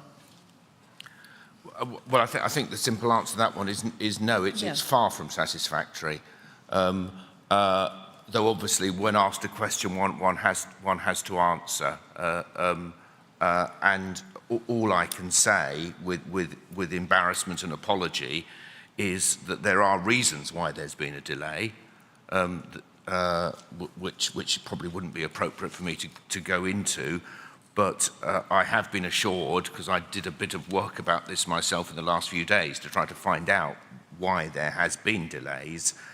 I am assured that those who are doing what needs to be done are doing what needs to be done, and that there will be some communication, which of course will come through solicitors, not through me or through the Archbishop's Council. Supplementary? Supplementary, go ahead. Thank you for that response, Stephen. I mean, you said no, and you apologised. This wasn't a good way to do it. Is it right for Gilo to actually read a response to his question in publicly published papers, rather than for him and his lawyer to receive those? Yeah, well, you raise a really good point, Robert, and I think that's something we will need to reflect on, but I would simply repeat what I said. Having been asked a question by the Synod, I think I and others felt we had to give an answer, but that is not a satisfactory way of communicating, and we will reflect on that. Nor is that a satisfactory answer. Yeah. No. Supplementary. A supplementary, fine. Listening to you, sorry, Martin Sewell, 390, Yeah. my original question, I think. You said that there are reasons for the delay. Will those reasons be communicated to Gilo and his solicitor? Yes, they certainly will. Thank you. Short and sweet. Yeah. Question 130. Question 131. Supplementary, go ahead. Thank you, Jamie, for your response. Given that the recommendation in paragraph 684 of the Wilkins report is that when reviews are completed, the recommendation should be implemented in full, will that be the case here? Thank you, Robert. This is relating to concerns around those people who I hopefully pointed out would be traumatised and upset by the ISB closure. I can't give you a concrete answer because I don't obviously know what the recommendations are. And in that situation, it would be perhaps foolish to give a carte blanche on that because obviously we need to review it very carefully and make sure we can deliver it.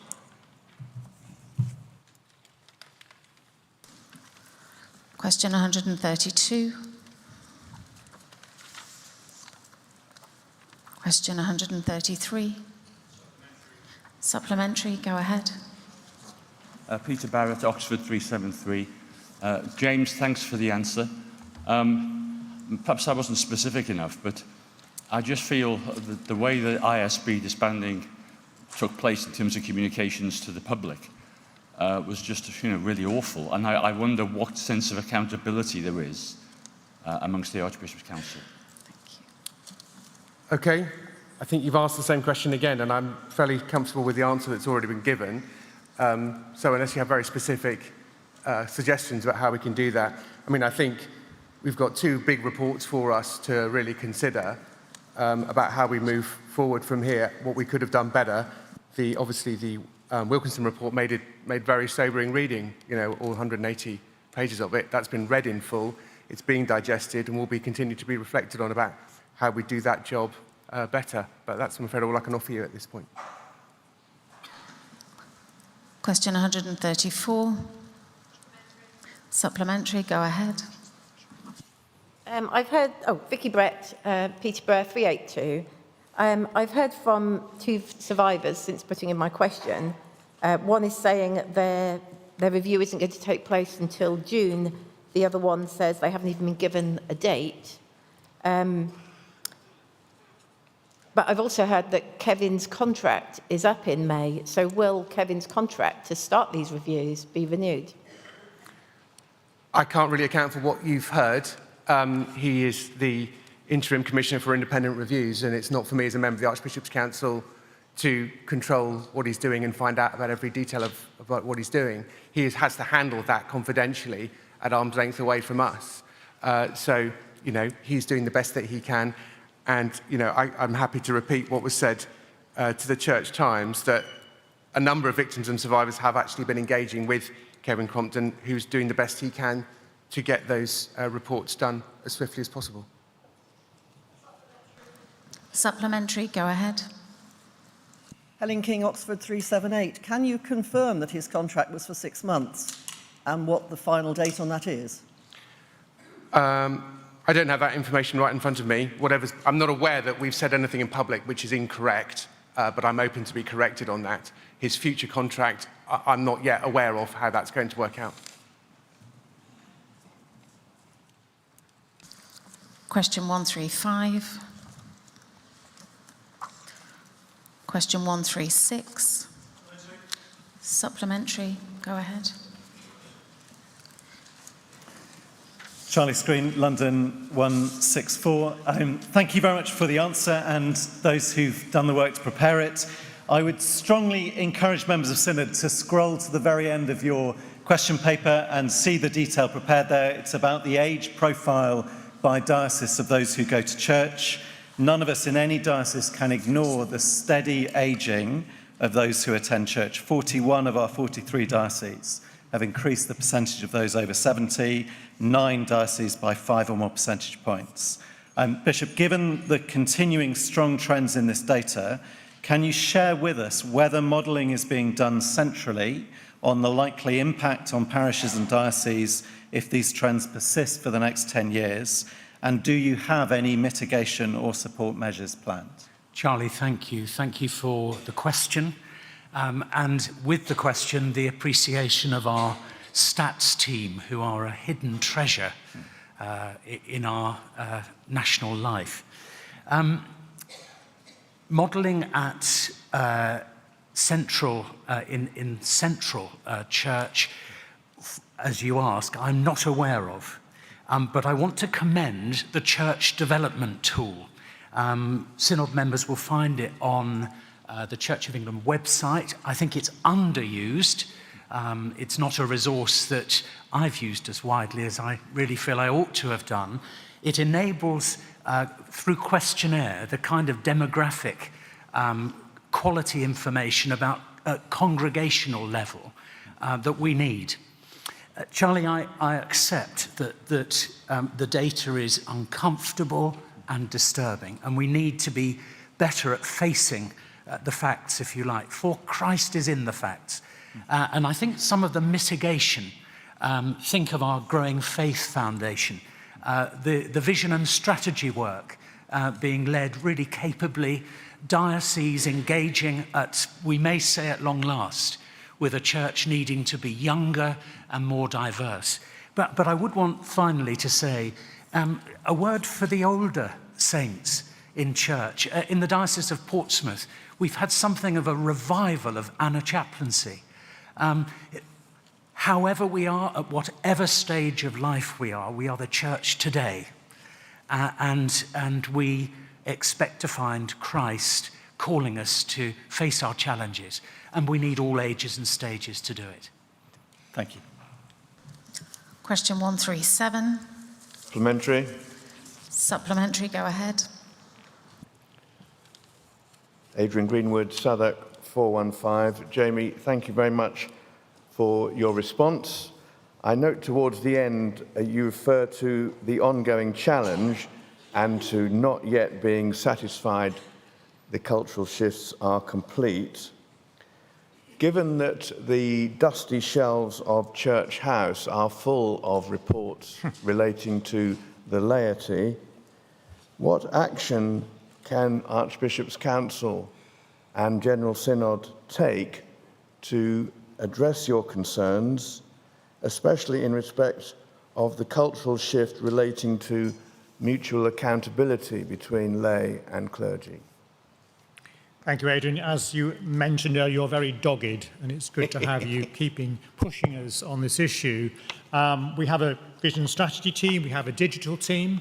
They're particularly engaged in looking beyond the normal places where we function, say in Lent and Christmas, but to share digital material to all ages and all types across the system every day of the year. And there are various programs going on in the dioceses. But you asked me specifically about one area. I think it's for all of us to reflect on that, how we work together as clergy, as bishops, as laity. And that was a key theme of Setting God's People Free, which we wanted to bring forward. And I do believe that is occurring on the ground. But you're quite right to challenge us and to ask us to keep working at it. Thank you. Question 138. Question 139. Question 140. Supplementary, go ahead. Cat Campion Spall, Bristol, 71. I'd just like to pick up on the final sentence of your answer. For parish buying churches which do need three-phase supply and meter, parish buying is happy to help facilitate requests to the relevant energy provider. For those whose experience suggests otherwise, what assurances can you offer that parish buying really will facilitate rather than hinder this process, which can already be extremely expensive and time-consuming? Well, thank you for your supplementary. I would hope that the parish buying team are always seeking to help parishes. I note the concern that you've expressed, and I will ensure that that is communicated into the parish buying team. Supplementary. Supplementary, go ahead. Joe Stobart, Bath and Wells, 61. Have the Archbishop's Council undertaken any studies with churches like one of mine who have had to struggle with the complexities and cost of installing three-phase electricity without any help from central church bodies to see what might be learned? I'm not aware that the Archbishop's Council has considered that specifically, but again, I will convey that to the Net Zero team to see if there is something we should be doing in that area. Thank you.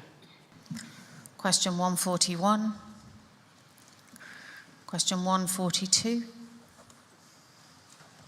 Question 143. Supplementary, go ahead. Philip Dawson, 449 Religious Communities.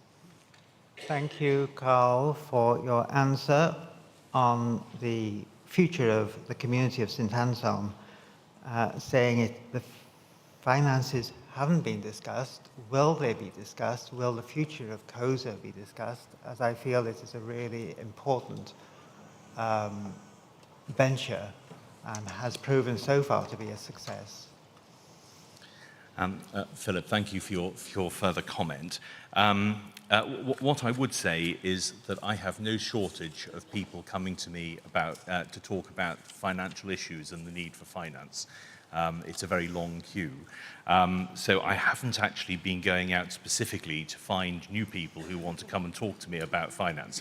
But clearly, if in due course this matter is raised with myself and the Council, we will obviously consider it. Thank you. Question 144. Question 145. Supplementary. Go ahead. Roy Faulkner, Leicester 333. Thank you for your answer, Carl. I just feel that as a result of this issue, that there seems to be a certain amount of buck passing going on between the Home Office and the Church of England. The Home Office has already acknowledged that they... Your question, please. Yeah, that they acknowledge religion as being an important criteria for entry. And what I would like to ask is whether there's any possibility that there could be some more connectivity between the Church of England and the Home Office in cases where they suspect confusion of compassion with naivety. Roy, thank you for that question. I must say, I think that falls slightly outside my remit as chair of the Finance Committee, but I'm sure that there are others on the platform who will have heard the concern that you've just expressed. Question 146. Question 147. Supplementary, go ahead. Robert Perry, Truro 426. Thank you, Bishop, for your answer, which had the merit of brevity and the demerit of opacity. I represent a very rural diocese with a large number of very small, isolated parishes. On the most recent figures available to me, of our 212 parishes, 87 only had one church warden and 12 had none. In a circumstance like this, do you think it's tenable for the Church of England to continue to expect and assume that all parishes will be able to find 2 church wardens at all times? I'm afraid that's asking for an opinion, but you may briefly respond. Thank you, Robert, and my apologies if my answer seemed opaque. I was aiming for simplicity because I tend to think that's best. I believe in the small centre. I recognise the problem. I very much believe that we should address it, but I think that's best done at diocese level and then adopted more broadly. Question 148. Question 149. Question 150. Question 151. Supplementary, go ahead.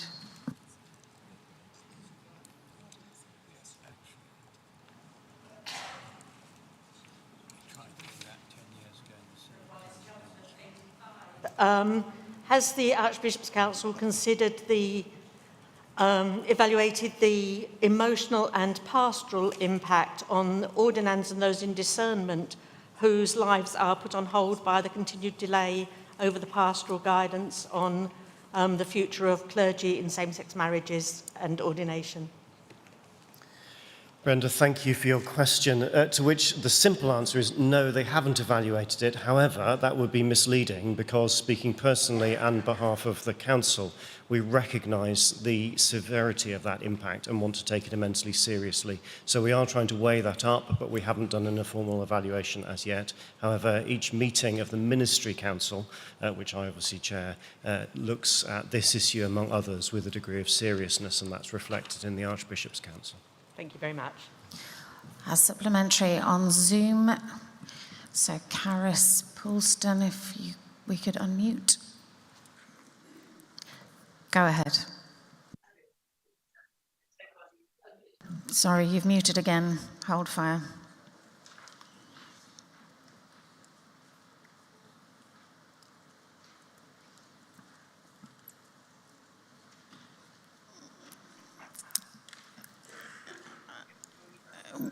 We are waiting for you to be unmuted. Go Thank ahead. you. I asked this question as a final year ordinand. Given that we heard yesterday that issues in human sexuality is agreed by the House of Bishops to contain outdated, offensive content and to be a document we must withdraw and replace as soon as possible, will those approaching ordination still be compelled to sign it in the meantime? Thank you, Caris. And I feel the weight of your question, not just as Chair of Ministry Council, but as sponsoring bishop of 2 dioceses I now have been sponsoring bishop in, and a former TEI principal. We have agreed, and I have argued, that we need to replace issues that's clearly important. However, to replace it with nothing would be unhelpful, unclear, and lead to future conflict. And therefore, we are awaiting the outcome of the pastoral guidance, and I think that is a clearly suboptimal position. However, it is where we are, and therefore we're trying to act with wisdom, with compassion, with transparency, and with integrity, and to move as quickly as we can. Question 152. Supplementary, go ahead.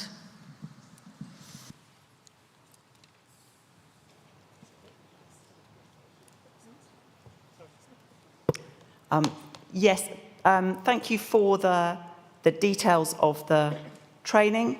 There wasn't a response about the overarching reason for the weight of different, a sort of a philosophy of the programme. May I have your question, please? So, could you answer the second half of the question, please? Answer 152.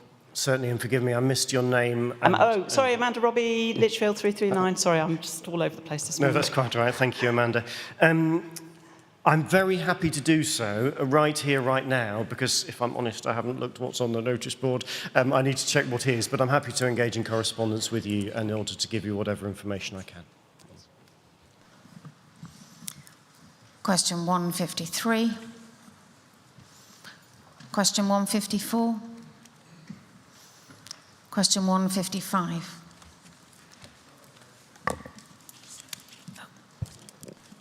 Supplementary. Go ahead. Stephen Corbett, Blackburn 067. Thank you for the answer to part of the question.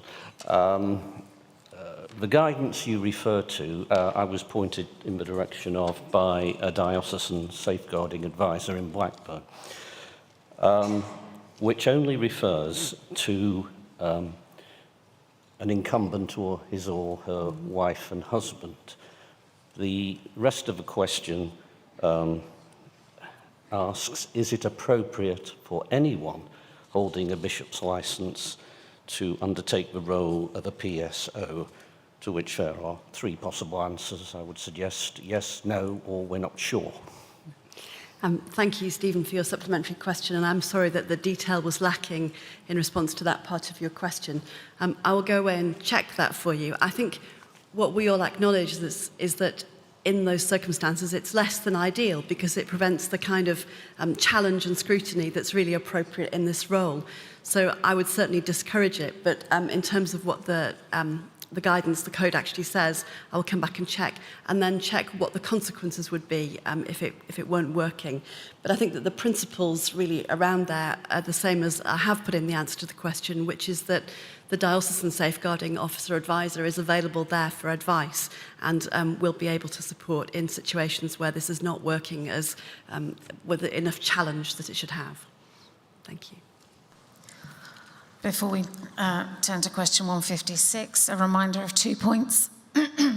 One, that we are now addressing questions 153 to 197 to be responded to by the House of Bishops, and that we have timed business starting at 11:15. Thank you. Question 156. Question 157. Supplementary, go ahead. Judith Maltby, University's TEI is 452. Thank you, Bishop Joanne, for your answer and your receptivity to looking at these issues. These catastrophic failures, of course, have also involved loss of life, which I think we need to remember. But a further question, you refer in your answer to a body called the Theology and Safeguarding Group, which I must admit I hadn't heard of and isn't in your chart answering Helen King's question in 162. So what is it? Who is it? What do they do? What's their terms of reference? Have they, what is it? What is it? Sure. Thank you. I'm quite new to this too because I only took up this role last Easter, so I've been discovering the kind of range of working groups and things that happen in order to fill in some of the details. So the Theology and Safeguarding Group has more space for theologians and practitioners and policymakers to come together to talk around some of these really important issues, and in particular to do more detailed pieces of work. It can report back to the National Safeguarding Steering Group and also to, it connects well with FEOC. So it's quite ad hoc in terms of the topics it looks at, but the good thing about it in relation to the question you're raising is that it has more space to look at these issues. May I ask a supplementary? Or? I'm afraid not. Okay. Question 157. 158. Question 159. Question 160. Supplementary, go ahead. Brenda Wallace, Chelmsford, 85. Has any consideration been given to the, you mentioned recommendation 29 in the past cases review, has any consideration been given to raising awareness of the particular issue of domestic abuse within clergy households under safeguarding, which that report reports is consistently underreported? Thank you. Thank you very much for your question. I consider this to be a really important part of the thinking that needs to develop. There are considerations of it, and I've had discussions personally with Broken Rights to look at this, and I think it's something that needs to sit alongside how we develop code and guidance for understanding domestic abuse generally, because there are specific issues around clergy households about the nature of the role, about tied housing, about public perceptions, and about therefore the difficulties of reporting. So I'd welcome the opportunity to continue the conversation, and just to say that it's certainly on my radar, so thank you. Question 161.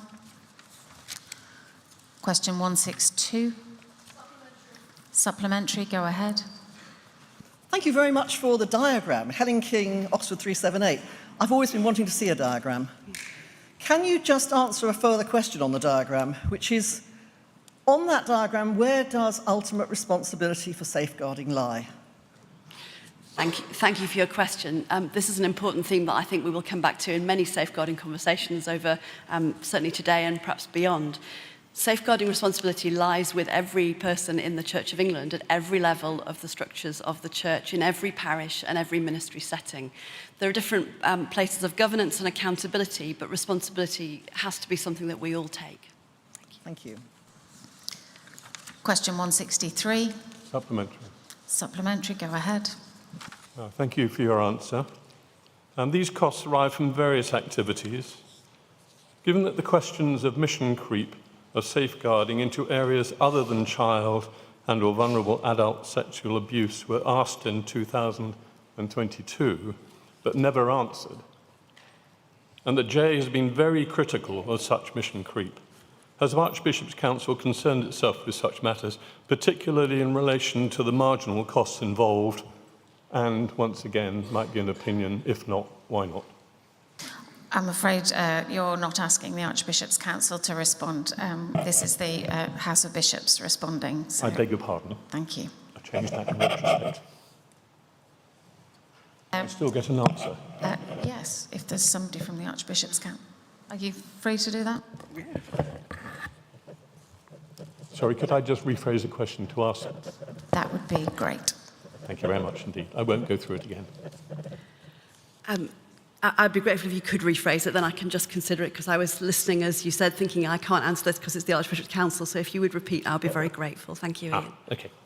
The costs that you mentioned, that were mentioned, arise from various activities, and given that the questions of mission creep of safeguarding into areas other than child and or vulnerable adult sexual abuse were asked in 2022 but never answered, and that J has been very critical of such mission creep, has Archbishop's Council concerned themselves with, my computer's gone off, such matters, particularly in relation to marginal costs involved? And opinion, if not, why not? Thank you. So I can't go back to 2022 because I wasn't part of this work then, but I do note the point that Professor Jay makes about mission creep, and I think that needs careful consideration in the work that will follow. I think that there are quite strong and different views about the definitions involved, spiritual abuse, for example, or the definition of vulnerable adults, that we need to look at really carefully in relation to the J report.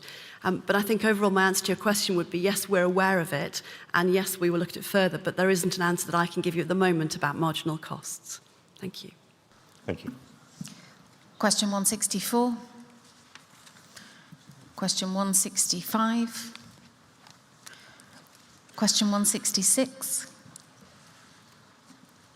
Question 167. Supplementary, go ahead. James Blanford Baker, ED 109.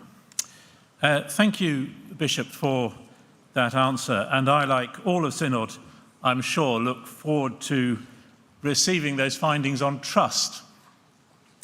As part of that work, has the issue of organisational or group culture been considered, particularly in terms of the impact of the culture to both internal and external perceptions of trust? James, thank you.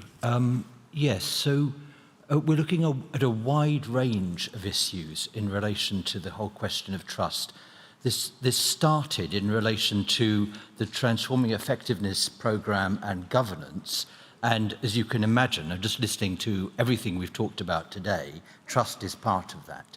So we've also been looking at organisations, other organisations, what makes other organisations trustworthy, what are the dimensions of that.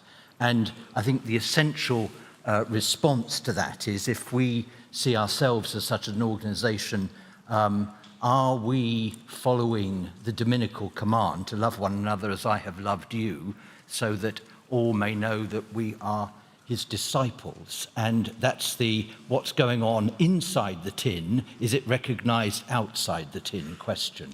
So we are looking at all of those dimensions. Synod, we will be now closing this item, ready to begin our next item at 11:15. Thank you.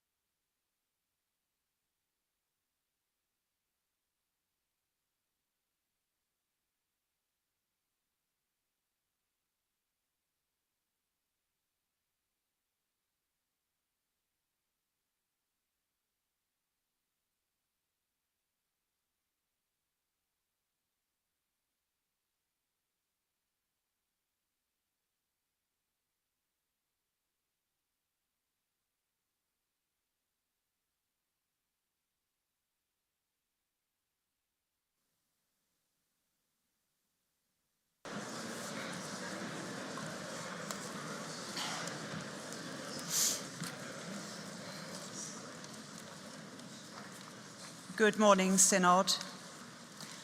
As we come to this debate on the future of our safeguarding, I just want to set out how we'll work through the debate. But before I do that, I'll pass to the Bishop of Stepney to introduce the video presentation for item 8. Thank you, Chair. Joanne Grenfell, Southern Suffragans 048 and Lead Bishop for Safeguarding. It needs little introduction, but we are now going to watch a film from Professor Alexis Jay on behalf of her and her team. Thank you. For the last last 6 months just how much commitment there is to getting safeguarding right. I have told the Archbishops that I will make myself available to the response group which the Archbishops' Council has set up to progress my recommendations and other matters. However, I hope that in this short message I will assist you in your discussions about the future of church safeguarding. I would now like to clarify some aspects of my report. My work was not a review, nor an inquiry, nor a consultation. That is not what I was asked to do. The Archbishops asked me to make recommendations on how to make safeguarding and the scrutiny of it truly independent. This is important because the conclusions I have reached and the recommendations I have made are based on my professional experience, including the findings of the independent inquiry into child sexual abuse, which I chaired for 7 years and which investigated the Church as part of its remit. Over the past 6 months, my team and I have met with many people from across the Church, a number of whom came forward of their own accord to give us their views. The purpose of this engagement was to better understand we need to start the video from the beginning, so we're just sorting that out. Thank you. We realised that that wasn't actually the beginning of the video, so we're going to start from the beginning.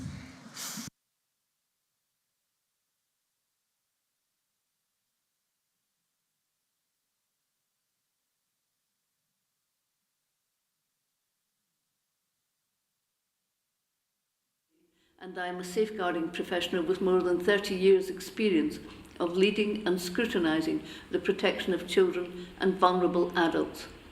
In July of last year, I was asked by the Archbishops of Canterbury and York to make recommendations to them on how to make safeguarding in the Church of England truly independent, including the scrutiny of safeguarding. And this is what I have done. As you know, I published my report a few days ago, and I hope that many of you have been able to read it for yourselves. If not, I would encourage you to do so, because I know from speaking to many people across the Church over the last 6 months just how much commitment there is to getting safeguarding right. I have told the Archbishops that I will make myself available to the response group which the Archbishops' Council has set up to progress my recommendations and other matters. However, I hope that in this short message I will assist you in your discussions about the future of church safeguarding. I would now like to clarify some aspects of my report. My work was not a review, nor an inquiry, nor a consultation. That is not what I was asked to do. The Archbishops asked me to make recommendations on how to make safeguarding and the scrutiny of it truly independent. This is important because the conclusions I have reached and the recommendations I have made are based on my professional experience, including the findings of the independent inquiry into child sexual abuse, which I chaired for 7 years and which investigated the Church as part of its remit. Over the past 6 months, my team and I have met with many people from across the Church, a number of whom came forward of their own accord to give us their views. The purpose of this engagement was to better understand the current strengths and weaknesses of church safeguarding, in order to ensure that any new organisation retains what is working well and that it addresses what needs to change and improve. I spoke to members of the clergy at all levels and to members of the laity, church volunteers in parishes, safeguarding professionals and church officers. I also spoke to a significant number of victims and survivors of church abuse and others wrongly caught up in safeguarding processes. I hope very much that their needs, views and experiences will be at the forefront of your discussions. I would like now to turn to the substance of my report and briefly refer to its key points. Firstly, the need for the Church to act to improve safeguarding is urgent.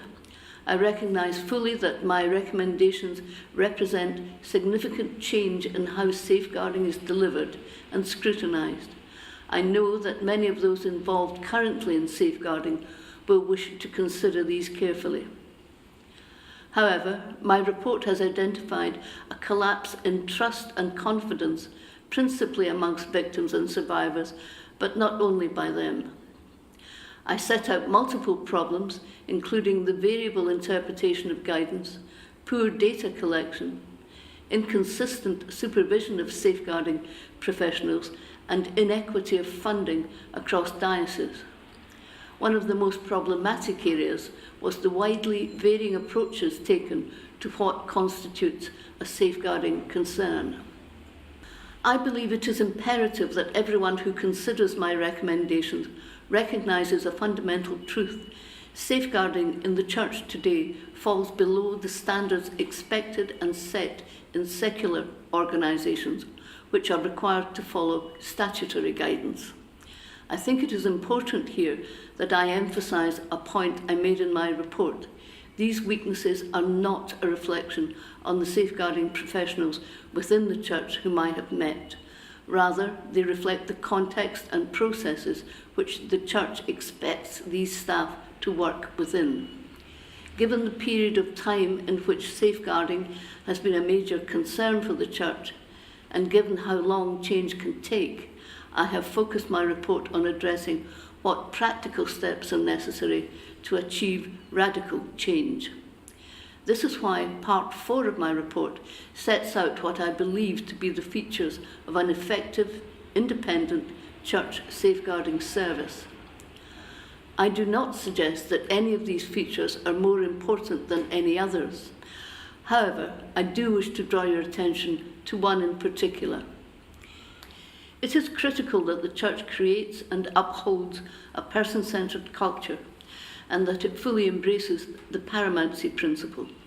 This means that the welfare of the child or vulnerable adult must always come first and must always be acted upon by everyone, and not just those with a safeguarding role. No one should be absolved from this moral responsibility. Regrettably, I must advise you that this still does not happen everywhere within the Church. I should also warn you that I have, during this work, encountered the view that the Church's safeguarding problems are now largely historical. This is most definitely not the case. We engaged quite deliberately with people who had experienced safeguarding in the past 5 years.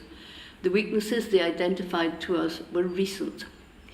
Given how widespread shortcomings in current arrangements are, and the need for a change of culture, I believe that a new model of safeguarding is required, one which delivers a transfer of responsibility from the Church to 2 new, fully independent bodies. One of these bodies will deliver operational safeguarding, and the other will provide scrutiny of operational safeguarding. Their advice and decisions should be final and not merely advisory. They will be funded from Church resources, which are charitable and therefore will need to be charities themselves. The responsibilities of each organisation are set out in Part 5 of my report. Further information is contained in legal advice, which I commissioned independently of the Church and have published. I wish to be clear about one important aspect of this model. Under it, safeguarding would continue to be delivered locally with safeguarding teams based in the diocese which they know and understand. It is essential that local knowledge and intelligence is maintained. In the course of our work, there was never any suggestion that diocesan safeguarding staff should be relocated or made part of a centralised team. I am clear also in my report that the Church must respect their employment rights and provide them with the appropriate support during change. I should also acknowledge that some change is already underway within the Church, not least as a consequence of recommendations which I made with my colleagues at the Independent Inquiry into Child Sexual Abuse. I am aware of this work and of the Pathfinder pilots in particular, and I am confident that these pilots would complement the work of the 2 new bodies which I have recommended. I would now like to turn to the conclusions and recommendations in my report. My conclusions are based on considerably more than what I heard during my visits to the 6 dioceses and other engagement activity. They draw on previous investigations into the Church of England, on audits the Church itself commissioned, and on documents and other material it provided on request. For the avoidance of doubt, I and my team received the cooperation we requested and expected from the Church, and we are grateful for the assistance provided by all involved.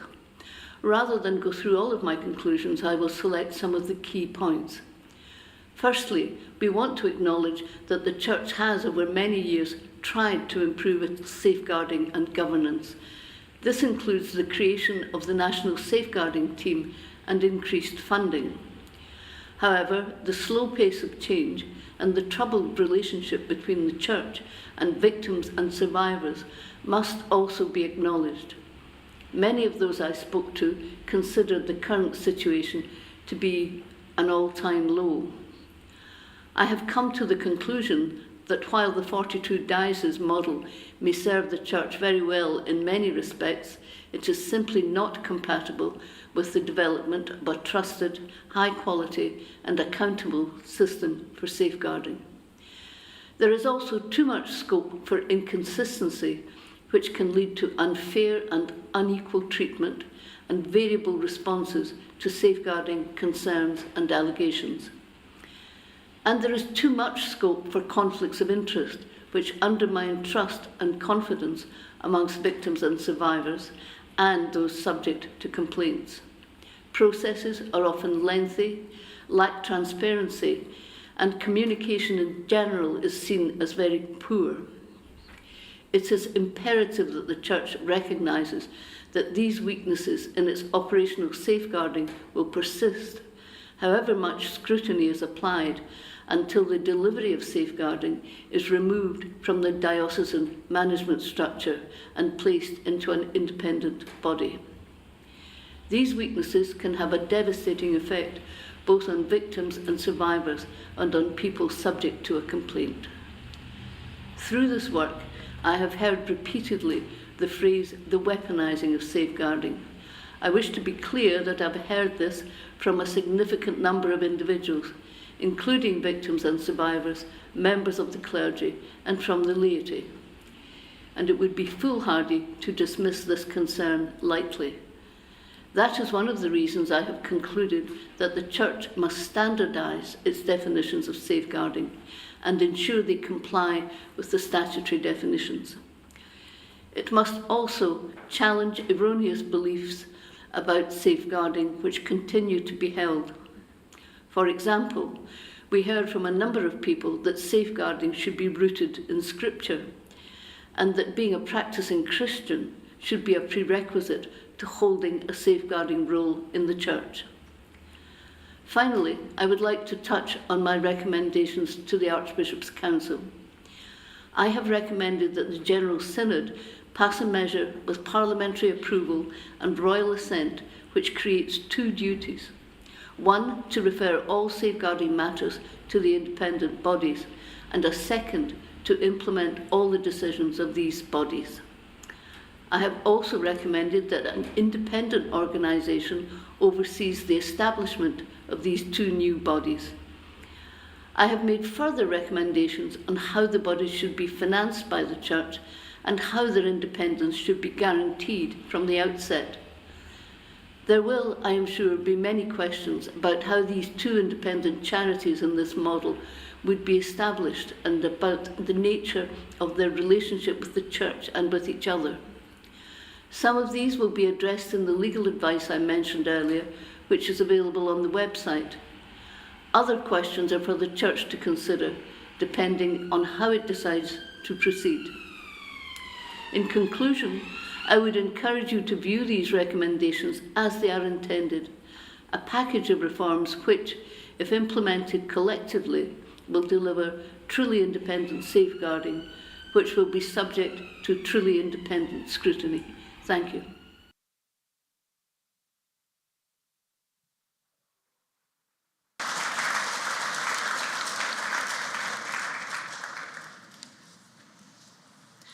Thank you, Synod. As we gather to discuss this topic, I'm looking for a debate that is above all good-natured, respectful to others and Christian. I know there will be people here present who this directly impacts, and also would ask you to remember our business is being live streamed. Please remember this as we discuss this important topic. There is pastoral support for people affected both in Bishop Partridge Hall and in the chapel. I also remind Synod I will call members to order under Standing Order 18 if I feel it's necessary. Now to the practical business. We move to item 9, where the Bishop of Stepney will speak to and move the motion. We will then move to the debate for the main motion for a short time before coming to the amendments. We have 10 amendments to work through, and for ease, I would like to group some of them together as they have implications for one another. Some of the amendments have financial implications, and I'd like to draw members' attention to Notice Paper 5 and Notice Paper 9. Notice Paper 5 relates to the main motion, and Notice Paper 9 relates to the amendments. Now I'd like to invite the Bishop of Stepney to speak and move her motion. Thank you. Thank you, Chair. Joanne Grenfell, Southern Suffragan 048. To turn a parent's love into punishment is one thing, but how dare he turn God's love into a punishment? Where am I supposed to go from here? I can't believe that it was right, but when I try to feel that it was wrong, I can't feel anything at all. This was a powerful line from a fringe event I attended last night, which I'd sponsored along with Bishop Julie Connolty, the Deputy Lead Bishop for Survivor Engagement. We heard excerpts from Nell Hardy's play, I, Lord, about the raw agony of someone who's been through abuse in the church and found the church to be lacking. More than lacking, we failed this person. It's an uncomfortable experience to watch a play like that. But of course, how much worse for the people who live with the effects and the legacy of the utter devastation of abuse. Synod, you don't need me to remind you why we're here. We have failed over many years, decades, centuries, to welcome and protect people who needed the church.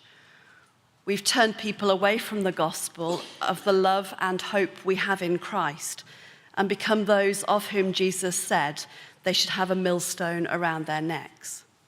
We know this. We've said it before. We've tried to apologize, to repent, to put things right, and we have not yet done that fully.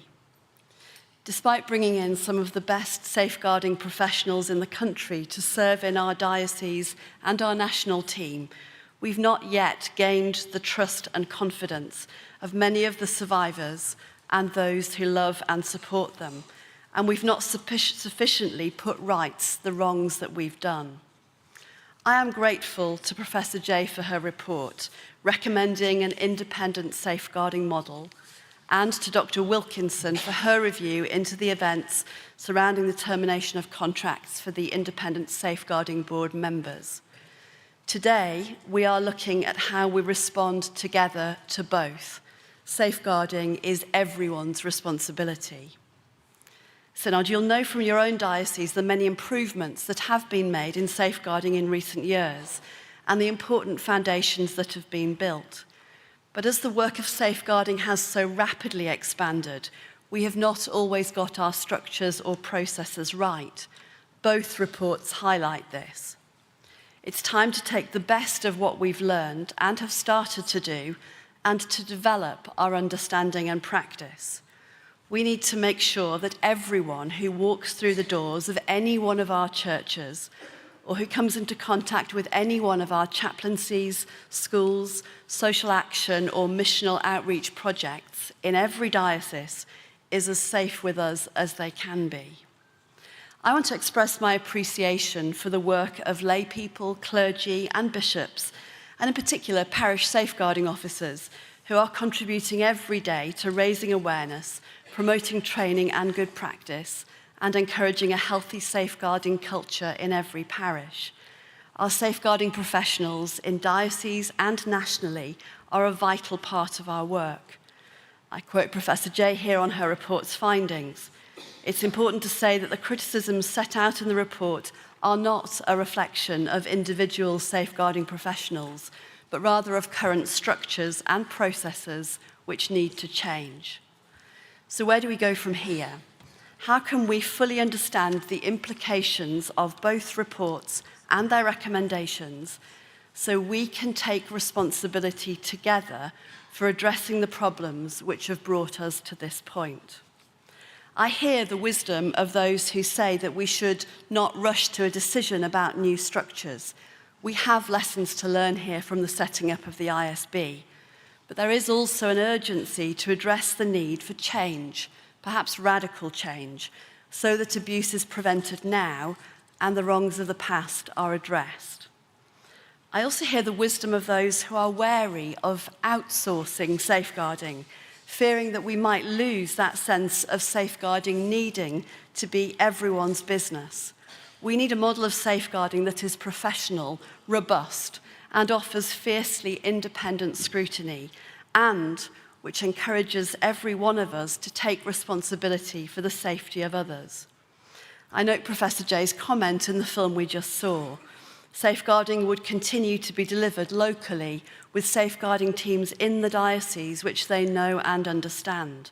It is essential that local knowledge and intelligence is maintained.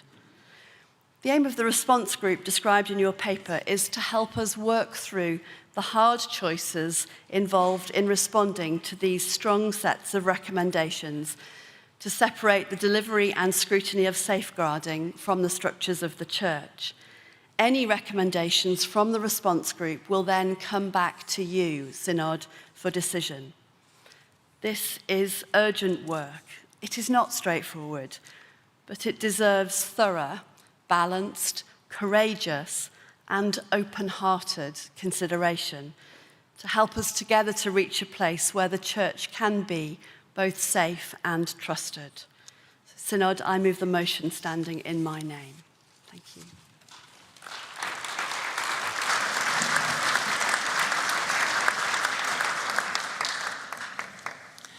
Thank you.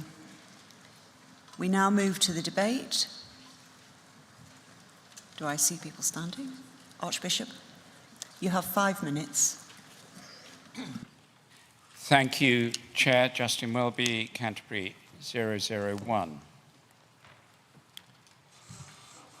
I want to begin by acknowledging the comment made by Professor Jay and that we've heard in many other places of the absence, not just the low level, the absence of confidence in our system. There isn't a low level, it's worse than that. And I also want to say that I am aware, and I hope the whole of Synod will bear this in mind, although the Chair's already said it, that amongst every group, whether safeguarding professionals or bishops or staff or whoever it is, there will be people, some of whom I know, most of whom I don't, who are themselves victims and survivors. So let us be careful about categorizing broadly, because it's a dangerous thing to do. We have had a long, and as Bishop Joanne said, a very,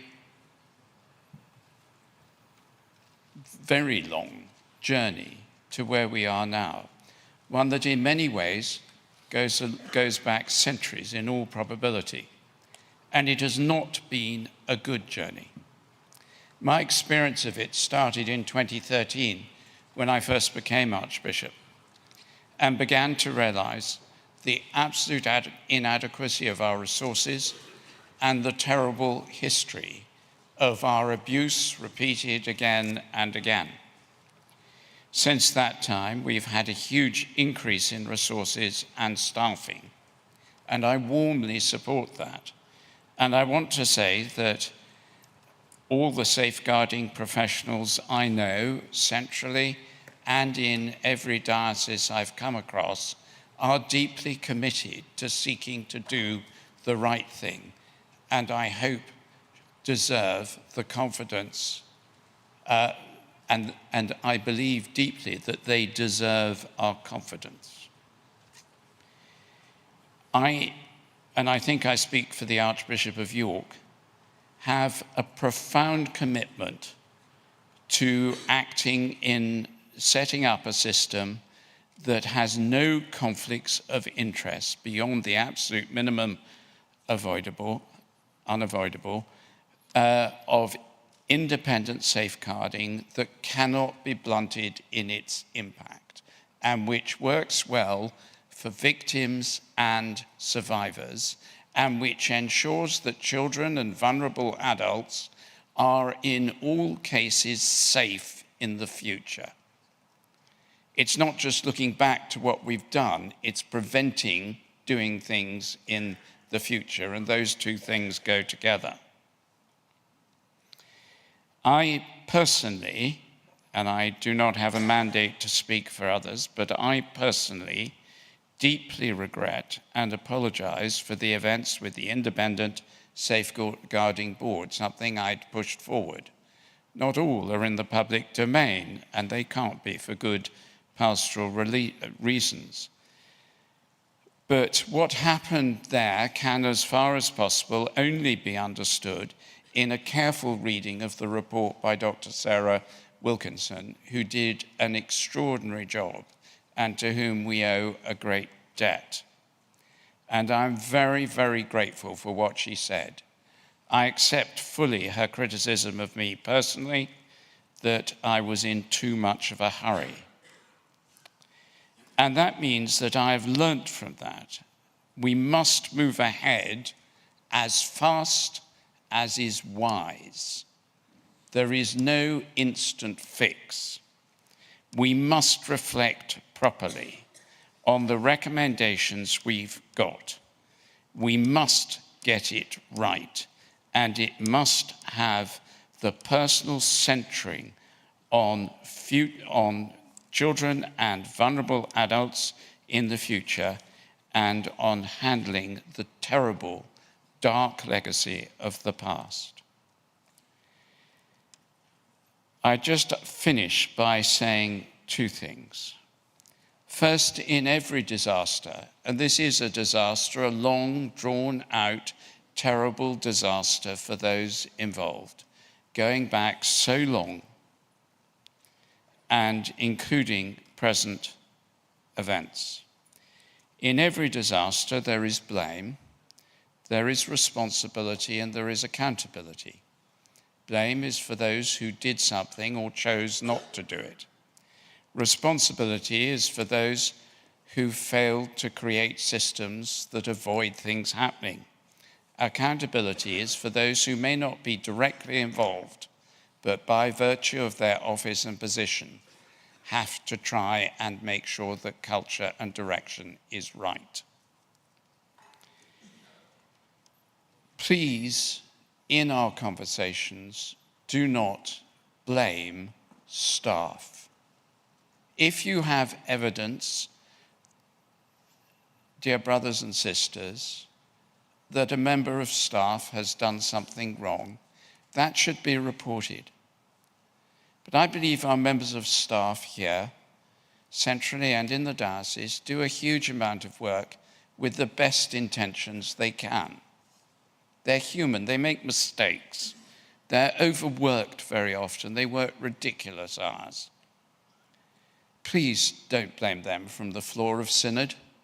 If you have evidence, bring it forward and it will be addressed.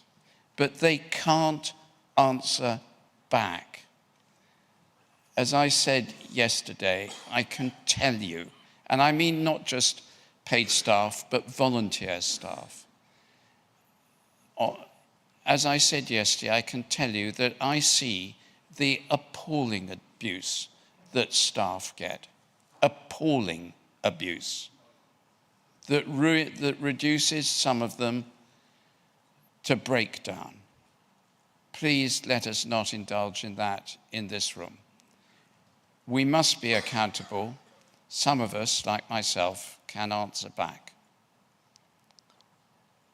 But please, let us have a genuine debate on the future, a powerful, holding accountable, but seeking to make sure that what we have got wrong in the past is put right in the future, in structure, in intent, and above all, in being centered on those who suffer if we get it wrong.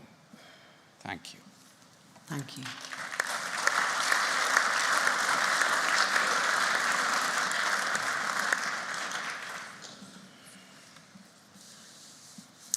I call the Bishop of Bath and Wells. And then Ruth Allen. The speech limit's still 5 minutes. Michael Beasley, Bath and Wells 006. All of us know that the answer we get depends upon the question we ask.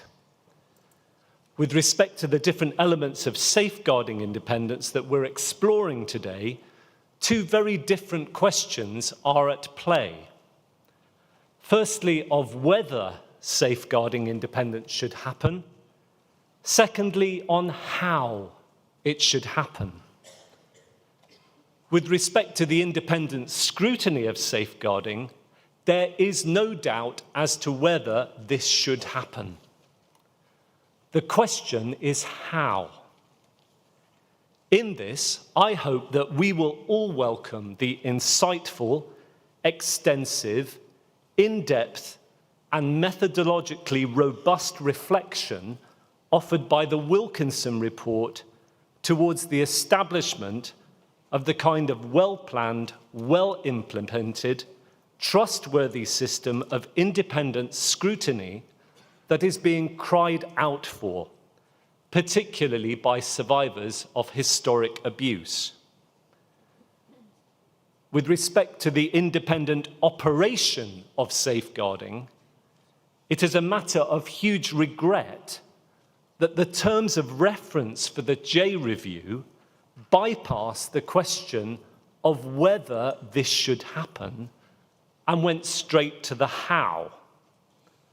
Such a move was not something that had been requested or even considered at Synod when we met last July.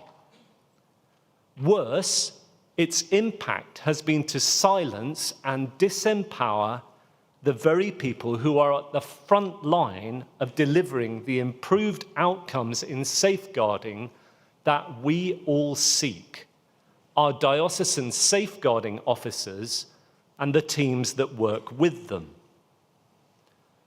For the consistent concern raised by diocesan safeguarding officers and their teams is that in bypassing the question of whether independent operation of safeguarding is sensible or advisable, the conclusions drawn by the J report face the risk of propelling us towards the kind of botched and rushed implementation that the Wilkinson Review urges us to avoid. Last November, 62 diocesan safeguarding officers and their colleagues from 36 of our dioceses wrote to the Archbishop's Council to express their concerns. DSOs have also represented their misgivings to Professor J. Yet because of the terms of reference of the J Review, these concerns of whether safeguarding should be operationally independent are not only not addressed in the report that has been issued, their existence is not even mentioned at all. Please let us not repeat the mistakes that were made in the setting up of the ISB. A key finding of the Wilkinson Review is that the setup of any new safeguarding body must not be rushed. ICSA did not recommend the operational independence of safeguarding decision-making. It did make a series of recommendations towards better safeguarding, towards which huge strides have been made during the last 2 years, and that are barely mentioned in the J report.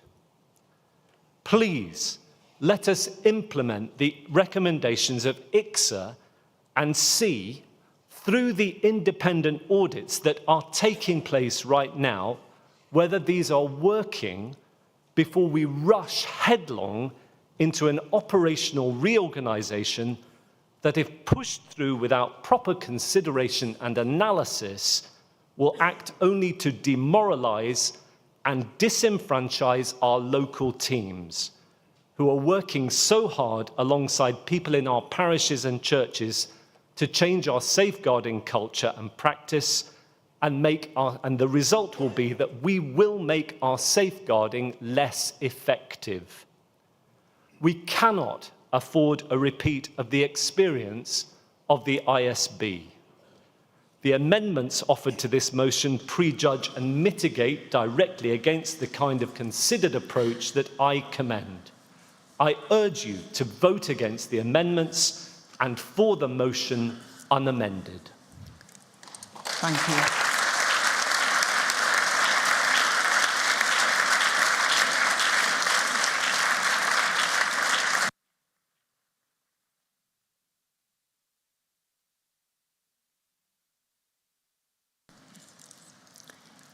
Is Ruth Allen? Yes, go ahead. Ruth Allen, Guildford 317. Thank you, Chair, for calling me to speak. And we'd like to thank Sarah Wilkinson and Professor Jay for their very comprehensive reports, and also thank the Bishop of Stepney for her presentation.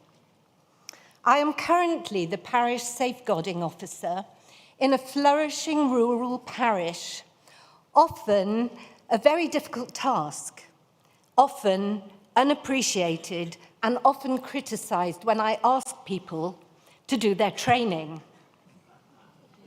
However, on April the 22nd, at precisely 12:30, my pink, I like pink, phone went ping.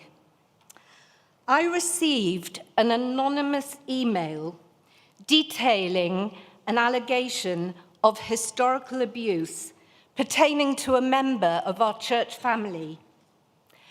I anticipated a lonely, safeguarding marathon, but not so. The next few months I would describe akin to a well-prepared park run that was measured, and I was supported by a team, and we had all been trained well for the task. On that Monday morning, paperwork was collated, importantly, the confidential declaration, and a very thorough investigation was conducted. Evidence was corroborated and the allegation substantiated. A core group was set up, and by mid-July, immediately after Synod, appropriate action was taken. An announcement was delivered to our church family. The victims were very well supported, and the person who was accused was often offered pastoral support. We conducted a lessons learnt review, which was very helpful indeed. And the risk management plan continues to be in place and reviewed. We then carried out the serious safeguarding incident report, which was submitted to the Charity Commission. Their response was that all policies and procedures had been adhered to and implemented. No further questions were asked. Our head of safeguarding, formerly a practicing solicitor in a local authority child protection team, gained a master's in medical law, specialising in risk management, consent and capacity, and worked in a residential setting for children and vulnerable adults. Our DSO served in the police force for 30 years, retired as a detective inspector, and spent much of her career managing safeguarding teams. They have asked me to bring before you 2 requests. They wish for the Archbishop's Council to reassure that the work of developing structures to deliver good safeguarding practice in the Church of England will be undertaken alongside existing professionals currently working in the Church. Secondly, may the Archbishop's Council offer reassurance that any major changes of safeguarding delivery will be fully evaluated before change is implemented. I strongly believe that safeguarding and the handling of allegations are rooted in Scripture. Micah 6, verse 8, reminds us to act justly, to love mercy, and to walk humbly with our God. Thank you. Thank you. I'm going to hear another couple of speeches and then we're going to start the amendments. I'd like to call Kashmir Garden and Jenny Bridgman. Thank you.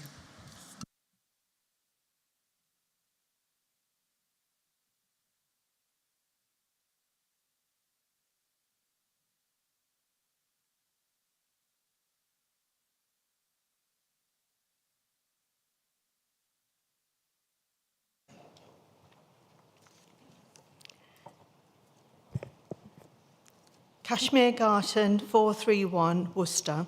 Thank you for calling me Chair. I declare an interest as I am the interim Chair of the National Safeguarding Panel. The panel is multi-agency and multi-denominational with survivor representation and has played a key part in providing scrutiny of the Church's safeguarding practice for nearly 10 years. Following the loss of the ISB and our chair last year, we have continued our work recognising the importance of improving safeguarding practice for the Church and for survivors and victims. The National Safeguarding Panel were not interviewed by Professor Jay's team, which I believe was a missed opportunity, and we therefore submitted our views in writing. Having read the 2 reports and the insight they provide into the gaps and inconsistencies that currently exist, it is important that we respond and learn from these past events and make significant improvements to rebuild trust and confidence at every level. As we consider how the Church responds and engages with Professor Jay's findings, I want to make 3 points. Firstly, Professor Jay's recommendations for a completely independent organisation is a radical step that will require careful consideration and consultation. I therefore welcome the proposal for the response group to consult widely with all groups on how this development can be achieved effectively and to bring proposals to General Synod. Secondly, there needs to be absolute clarity about the interface between any independent organisation and the NCIs in terms of governance, accountability, responsibility and legal status to ensure these do not become blurred. And finally, any future changes should not ignore the work that has already been undertaken by the NST to improve safeguarding in dioceses, such as external scrutiny by INEC, implementing national safeguarding standards and a national casework system. Synod, I ask you to support this motion so that work can begin on developing a fully informed response and implementation plan with planned timescales. Thank you. Thank you. Go ahead. Jenny Bridgman, Chester 088. Thank you for calling me for this, my maiden speech. I'm speaking in favour of this motion. I welcome the scrutiny and the challenge of the J report. Our safeguarding has not been good enough. Independent oversight of our safeguarding practice should create more safety, not just for survivors and victims, but for the whole body of the Church of England, wounded as we are by our own catastrophic failings. A trauma-informed approach teaches us that it's only as safety is more established that we might begin to heal. In the Diocese of Chester, we've been on a painful journey of safeguarding since the publication of the report, A Betrayal of Trust. We had to wrestle with the blistering reality that we were not safe, but toxic. In Chester, we've learned that safeguarding is, indeed, everybody's responsibility. As a parish priest and now as a diocesan officer, as someone married to a vicar, I've lived through this culture change from several angles. And the culture change has been significant. It's been episcopally led, with delivery from a dedicated safeguarding team operating independently of senior staff. And this is delivered in partnership with church house departments, with archdeacons, parishes, schools and other organisations under the diocesan umbrella. And it's our close partnership with the safeguarding team, led by consistent messaging from our bishops and others, which is making the Diocese of Chester a safer place. Most recently, the safeguarding team with other diocesan departments have formed part of a multidisciplinary vacancies resourcing group. The team offers support to parishes in vacancy, and it acts as a catalyst for the tough work of culture change that might be done before a new incumbent is appointed. The problems we seek to address on that team may not meet a safeguarding threshold, but neither are they simple to triage to one department only. So while I welcome the challenges of the J report, and I believe that independent oversight of our safeguarding practice is a must, I do have some concerns about independent delivery and operation. I'm concerned that independent delivery will undermine the message that safeguarding is everyone's responsibility. I'm concerned that it will remove the possibility of holistic safeguarding work done in partnership within dioceses to create safer churches. I'm concerned that the most vulnerable will fall down the gap between a parish or diocese and the so-called organisation A, their situation not meeting a threshold for further attention, but with no local resource to address their needs. The deep engagement proposed in paragraph 12 of GS 2336 will enable some of these concerns to be thoroughly addressed. Building a safer church is about more than responding well. Our experience in Chester is that safer church culture is created through winning hearts and minds, through partnerships with diocesan safeguarding teams who work independently of senior clergy and yet holistically and in an integrated way to ensure that no disclosure is left unanswered, no vulnerable person falls through a gap, and no minister or PCC is unsupported in their desire to become safer. I support this motion. Thank you. Thank you. I would now like to move to the amendments because we have quite a lot to get through. Members will need order paper 2 for the amendments. The way I'm going to do this is to ask Peter Adams, Clive Billinus and Martin Sewell to speak to their amendments but not move them, and then we'll move them at the end so we can hear from them all. So I'd just like to remind members that if item 29 is carried, then items 30 and 31 cannot be moved. So I'd like to invite Mr. Adams to speak first.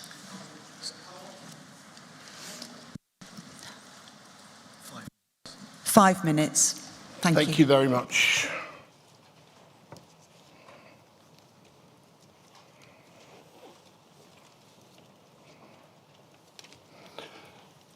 Peter Adams, St Albans 392. Thanks for calling me chair. Bishop, I'm sorry that in seeking a way forward in the light of the Wilkinson J reports, I have needed to draw a big red line through the hard work that you and the safeguarding team have done. However, I've concluded that we cannot be ambiguous in the light of Professor J's clear call for a clear, totally independent safeguarding service. I hope I have laid out a clear pathway to that, Synod, and I urge you to support this motion. Let me here, even now, say I will return to the matter raised by Bishop Michael as to the terms of reference to the J report. They are critical as we consider this. 4 years ago, I was part of putting forward an amendment in response to Professor J's first call through ICSA for independence. The sad result of that was not what we'd hoped. Hence the sad story outlined here. Colleagues, we cannot afford to get it wrong again. This is one of several amendments. I've talked to my friend Martin Sewell about his, and even if they fall, I urge us to hear their spirits, especially the call for renewed apology. I urge you to support it as it offers a clear structure for formation of a new group to oversee the delivery of a new independent safeguarding structure. Critically, in GS 2336, Bishop Duran has emphasised that Sarah Wilkinson has urged us not to rush the process. This is key to any good joined-up institutional development rather than a revolution. I'm sure we don't want that. Essentially, I will be proposing that the new board is formed immediately. It reflects the balance of key people with experience of abuse, experience in dealing with it, expertise, episcopal leadership, and yet, importantly, the key thing for Jay and her report, and for this synod of independence, I suggest these are first principles of good leadership and governance and will not be influenced by review. I suggest that once in place, the new group then support the existing groups that would be conducting the engagement work proposed by Sarah Wilkinson. Ask questions of them and learn as they set about. That provides for a good period of transition. They will essentially walk that along with the existing groups. Most importantly, it means that the review of the engagement is carried out by independent people. If the balance of the group I propose does not prove right, I would support a change that will be served by an item at Synod to change the structure. Also, my amendment does not provide a defined code of conduct apart from what is clear in the files in the terms of engagement. It will be, however, appropriate for that to be drafted in a way that reflects what has been learned and brought to Synod. The concerns raised by our DSOs that Bishop Michael has raised are critical. They would need to be explored and addressed in the process. I have said to my own DSA and the Diocesan Secretary that I'm totally committed to working with them on this. Indeed, as Diocesan Lay Chair, I and my other lay chairs will be talking to the Director and Assistant Director of Safeguarding at our lay chairs gathering next weekend about how we can bring our influence to support a fully joined up delivery of safeguarding. I hope in saying all of these things that the issues raised by the report, yet also, and the J report and Wilkinson report, yet also raised by those who've expressed concern about the amendments, will be addressed. And therefore, I will, in a moment or two, be proposing that you adopt this amendment. Thank you, Synod. Thank you. I call Mr. Billinus to speak to his amendment.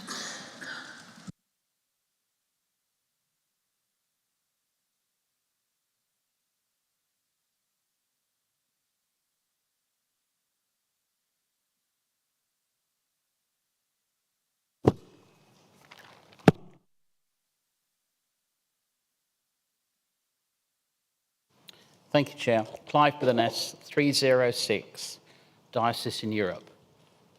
I've been used recently to having the paragraph numbers appearing underneath my stand, but I'm afraid they won't do that for me here today, so I have to quote you from Professor J, page 36, paragraph 1.4, Trust and Confidence.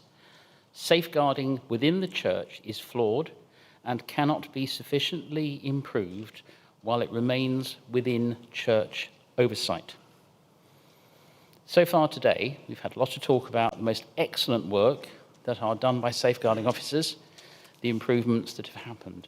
I haven't heard the word survivors mentioned very much, and one of the things that came out of the J report, for which I wish to also voice my gratitude, as also for Dr. Wilkinson's for the excellence of it, that 68% of survivors and victims felt that the safeguarding function should not be within church control.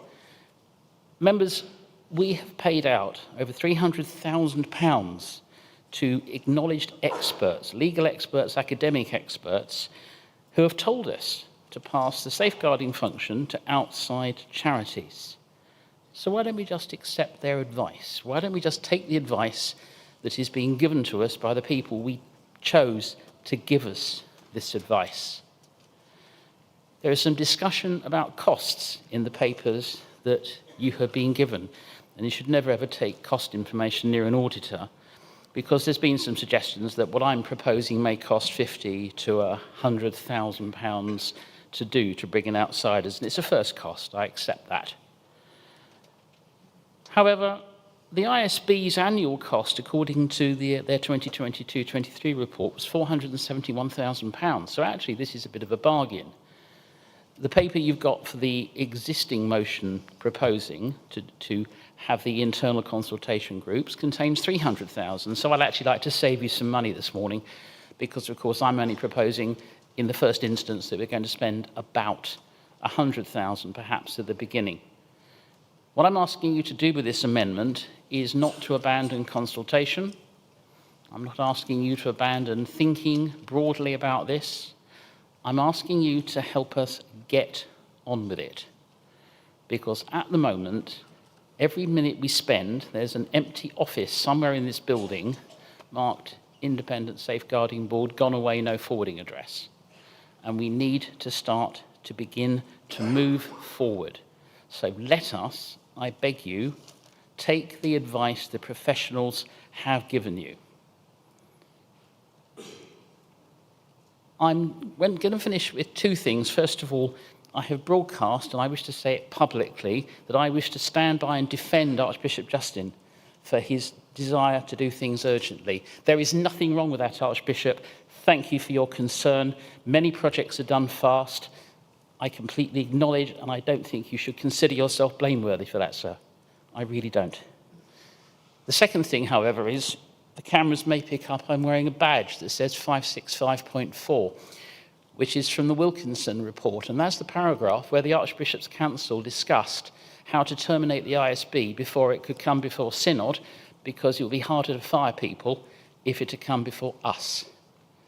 I think we have to get some control over this, and I think we need to do it with the advice and the assistance of outside consultants. Please let us begin this process soon. It will contain consultation, it will contain much deep thinking, but let us get on with it. Thank you, Chair. Thank you. Mr. Sewell, thank you. Martin Sewell, Rochester 390. Can I just clarify, I've got a number of amendments, so how do you want me to deal with these? If you could speak to item 31. Just 31. Please. Yes, thank you very much. I think you will see that what I say in item 31 is that we need to proceed with as much urgency as good governance will allow. And I think that is the spirit with which we must go forward. We, of course, those of us who have been frankly very critical of what have gone before, have had very little time to figure out how to do this best. And so inevitably, something had to be put on the table early so that we would have a proper debate about it. What troubles me, and it does come into some of the later amendments, one of the later amendments, is that Professor Jay tells us that there needs to be a change of culture. Yet what we have received is the church coming forward to say, we have selected these people, trust us, they are the right people. We tuck it in the paper, we ask you to approve the paper, you rubber stamp it, and it goes forwards. Now, to be perfectly frank, that looks alarmingly like the old culture to me. They're there, leave it to us, we know what we're doing, trust us. Now, we know that that can't be right. And I think that this approach that we have needs to, when we come to the main motion, that needs to go. And so I'm just asking us not to accept the paper if we do not amend it properly. I ought at this stage to say that I hear what the DSAs are saying, and I understand the anxieties. But it's just about a reorganisation. Nobody wants to change, nobody wants to throw good DSAs out of their posts. That'd be madness. The new board wouldn't want to do that. There might be one or two who aren't doing very well because there is a patchiness about it. Well, I'm sorry about that, but survivors are supposed to be coming first, not DSAs, so let's remind ourselves of that. Let's remember that that period of uncertainty should be acknowledged, and we would want to see the future board, independent organisation, charity, we'd want to see them engaging with our DSAs, but the tail can't wag the dog here. So be very, very careful about this. I know that some of you are going to be talking about spiritual abuse. I think spiritual abuse is a subset of emotional abuse. I don't think you can spiritually abuse somebody without emotionally abusing somebody, so don't get too worried about that. If we put it to an outside agency to oversee how abuse is managed, there is no reason why those officers, whether they come from the existing DSAs or elsewhere, they can get outside assistant, expert help. That's a very normal way of dealing with things in this type of matter. So let's get ourselves prepared for the idea that, first of all, if not rushing it, must mean not just grabbing a random list that comes through a process that we don't yet understand and may not be the right people. So let's resist that, and then let's go forward and start thinking a little more closely about how we're going to put this together. I've got some other motions coming forward. They are actually quite benign, although I might have to explain one of them. Thank you. Thank you. So, before we get into the detail, I'd like Peter Adams to move item 29. Peter Adams, St Albans 392. I do so move. Thank you. I'd like to call the Bishop of Stepney to speak in reply. You have up to 5 minutes. Thank you, Chair. Joanne Grenfell, Southern Suffragans 48. I welcome many of the constructive suggestions in Peter's amendment, and I'm grateful that we were able to have a brief conversation earlier and a commitment to continue that later. However, I am going to resist, as the work that needs to be done now is deep and wide engagement, not immediate delivery. We've only had the report for a few days, around 100 hours, I think. And we don't actually know, for example, what survivors think. We've had some individual comments and they're valuable, but it's not a fair sample. And it's for Synod to decide what should be implemented, not a delivery group. In addition, Professor Jay's asked us to consider whether that implementation work should be done by independent professionals. We need to look at that carefully. Therefore, I think that the best course of action is to have this time of considered engagement, to think deeply, to propose what should be delivered, and to come back to Synod, to you, for approval. And after that, I really do think we should consider many of the very constructive points made here. So I resist the amendment, but with thanks for the constructive ideas behind it. Thank you. Thank you. As the Bishop does not support the amendment, it will lapse unless 25 members stand in their places. I don't see 25 members. In that case, it lapses. It lapses. We move to item 30. I'd like to invite Clive Billinus to formally move his amendment. Thank you.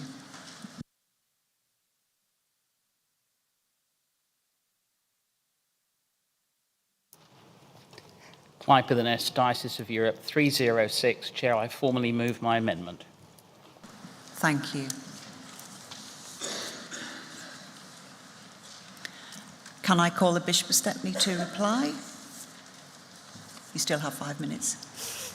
Thank you, Chair, and thank you, Clive. I am going to resist this amendment too. As I've already said, I do think we need a period of measured engagement with a variety of people bringing expertise from different disciplines and backgrounds, internal and external, to be able to oversee this engagement together. We have only had the report for a few days. There's a lot still to digest. There are lots of views, as we've already heard. And all the evidence from programme management experts suggests that building a consensus gives us the most chance of being able to deliver lasting change, which is what we need. We need to hear from a broad base of people, including victims and survivors. Please let this process of engagement happen. So I resist the amendment. Thank you. Thank you. As the Bishop doesn't support this, it will lapse unless 25 members stand.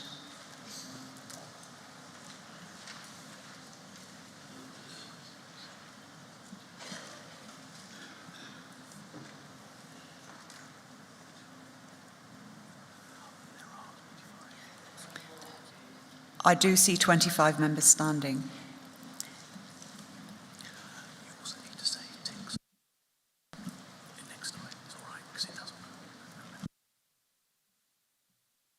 This item is now open for debate.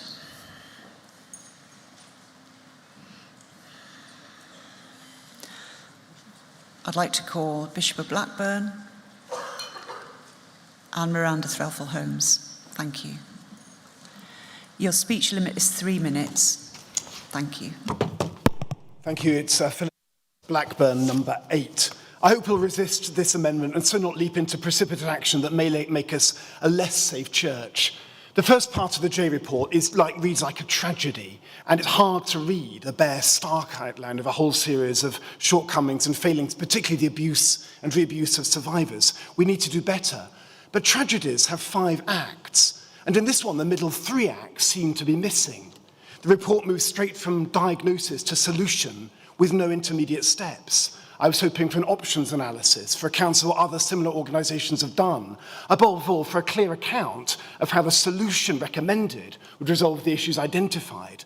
And it's because of those missing acts that we must not rush, as this amendment will cause us to do. We need a process to discern what steps are right. And as we do so, I'm going to be asking just one question. Will these recommendations make us a safer church? Because I've got a confession to make. My first reaction on reading the report was relief. Relief that an independent charity will release me of safeguarding responsibility. No more sleepless nights fretting about decisions and situations. No more worrying about succession planning for the key post of DSA. No more fear that the NST may come knocking at the door because I've made a mistake. And that's bad. Because I should feel responsible, and that responsibility should feel like a heavy burden. That we have a massive problem if the model of independence we choose means that we feel less responsible for safeguarding. The best way to shirk responsibility is to blame someone else. Charity A gives us that someone else. So we risk becoming distanced from our safeguarding mechanism with a relationship that becomes conflictual and blame-based, and that will not make us a safer church. I've got other questions around the area of definitions. If we outsource safeguarding, we need a tighter definition of what safeguarding is. And I think the looser definition has benefited as well. It's enabled us to explore non-statutory forms of abuse, like spiritual abuse, and also have very important conversations around power, where power is held in the church and how it's held accountable. The trouble is, no one can particularly reassure me in these areas and others because this is an experiment. No organisation has ever before outsourced its entire safeguarding arm to another charity with different charitable aims. And is safeguarding the right area for an experiment? I want much greater independence for safeguarding professionals. I want to be held responsible and accountable for my own safeguarding practice. I want a clearer definition of the relationship between me and my safeguarding team so that I know that their advice is direction.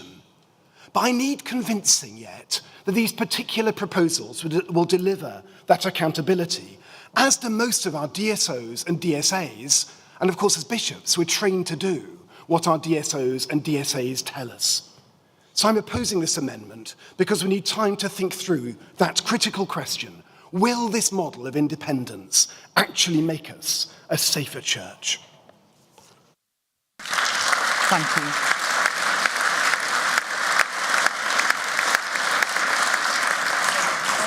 Go ahead. Miranda Threlfall-Holmes, Liverpool 156. Synod, I speak as one of the newest members of Archbishop's Council. I stood for election after what was clearly a complete breakdown of trust that we saw in July last year. And I've had 2 meetings so far, which have, of course, been rather dominated by these issues. I'll take responsibility. As part of Archbishop's Council for these last couple of months, I was part of signing off the response to the Wilkinson report, setting up this response group. That was, of course, before we'd seen the J report, and I accept we have not had that for very much time. But it seems to me that this amendment gives us what we need to get on with it. I am really worried by the voices I'm hearing, by the emails I've been sent, that are asking again and again whether we really want independent safeguarding. The time for debate on whether we need an independent body overseeing our safeguarding is past. The almost complete breakdown of trust between victims and survivors and the church, between many in this body and other parts of the church, is a reality that we have to deal with. And we cannot expect people who have been deeply, deeply traumatized by abuse perpetuated in the name of the church to trust the church to deal with it. It obviously isn't working. We need to do something else. The Archbishop's asked Professor Jay to give us a clear roadmap for how to deliver that. She has done that. It is an exceptionally clear and calm report. It tells us what we need to do, and we need to now get on with it. There are financial constraints, we're told. Synod, if we get to the point of having a measure to do something along these lines, to improve safeguarding in some way, there will, of course, be the financial costs associated with putting together a measure. That is inevitable. This will save us money compared to having endless more reports, more reviews. We have a duty of care to our staff. We have a duty of care to our safeguarding officers and advisors. We have a duty of care to the staff of Archbishop's Council, the staff of parishes, the volunteers of parishes up and down the land, who are being continually traumatised and re-traumatised by the anger and hurt coming at them, of course, from people who are angry and hurt. We need to put a stop to that by moving on doing this. We need to take seriously this collapse of trust. Professor Jay was asked to tell us how to improve. She has told us what we need to do. Please, can we just get on and do it? Thank you.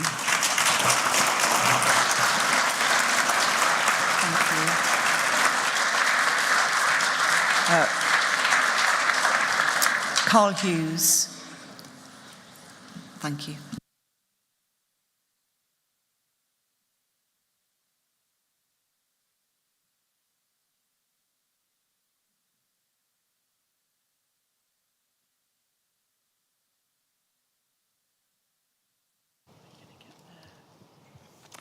Thank you for calling me, Chair. Carl Hughes, 467 Archbishop's Council, and I'm speaking in my capacity as Chairman of the Archbishop's Council Finance Committee. Synod, I would like to express considerable concern regarding the suggestion that we should instruct independent legislative counsel to prepare a draft measure. This is quite separate from the independence considerations set out in Professor Jay's report. This suggests that Clive Billinus is questioning either the independence and/or competence of the legal office. And I would suggest that there is no evidence to support this position, especially as the drafting of legislation is a particular skill concentrated amongst government and church lawyers. Similarly, I would question whether Synod members really believe that our lawyers in the legal office lack independence in serving us in drafting legislation. Beyond these concerns, from a practical perspective, the likely cost of outsourcing the legislative drafting as proposed is not insubstantial, as set out in my financial report in the 9th notice paper. In my opinion, this would not be an appropriate use of charitable funds, and I would so advise the Council. So, Synod, please reject this amendment, and in so doing, register your confidence in the legislative competence of our legal office. Thank you.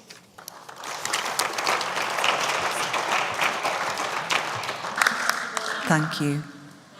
Point of order.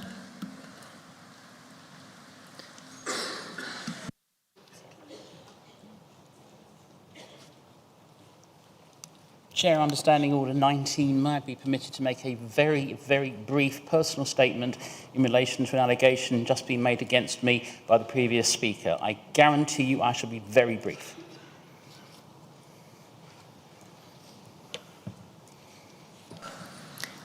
Yes, if you're very brief, 30 seconds. Thank you. Clive Billinus, 306 Diocesan Europe. I'd like to make it clear I have no lack of confidence whatsoever in the legal office of the Church of England. And the proposal to bring an outside body in is merely to provide further independence. Please do not think any of our legal officers I have anything less than 100% confidence in your ability, your integrity, and your competence. Thank you.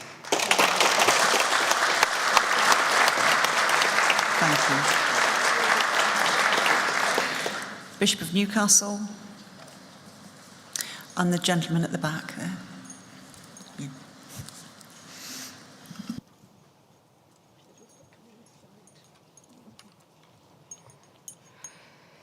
Helen Ann Hartley, Newcastle 28.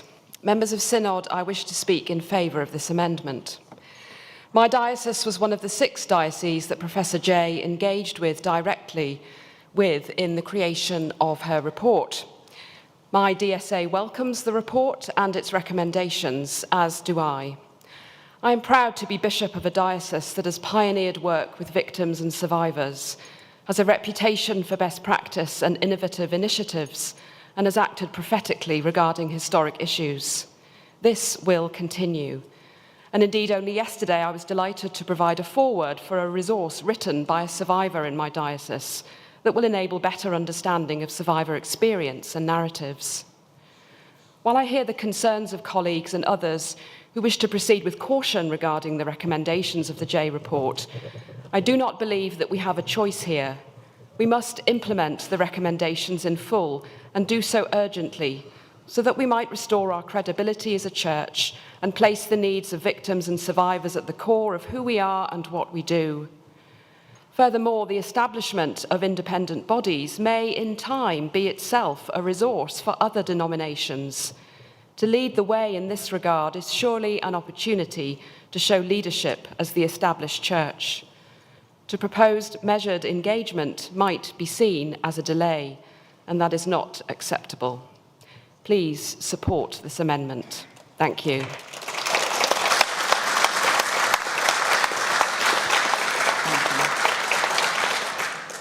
Thank you. Andrew Grace and Edson Ipswich 399, and I have to be slightly impromptu. I certainly hadn't prepared a speech on this.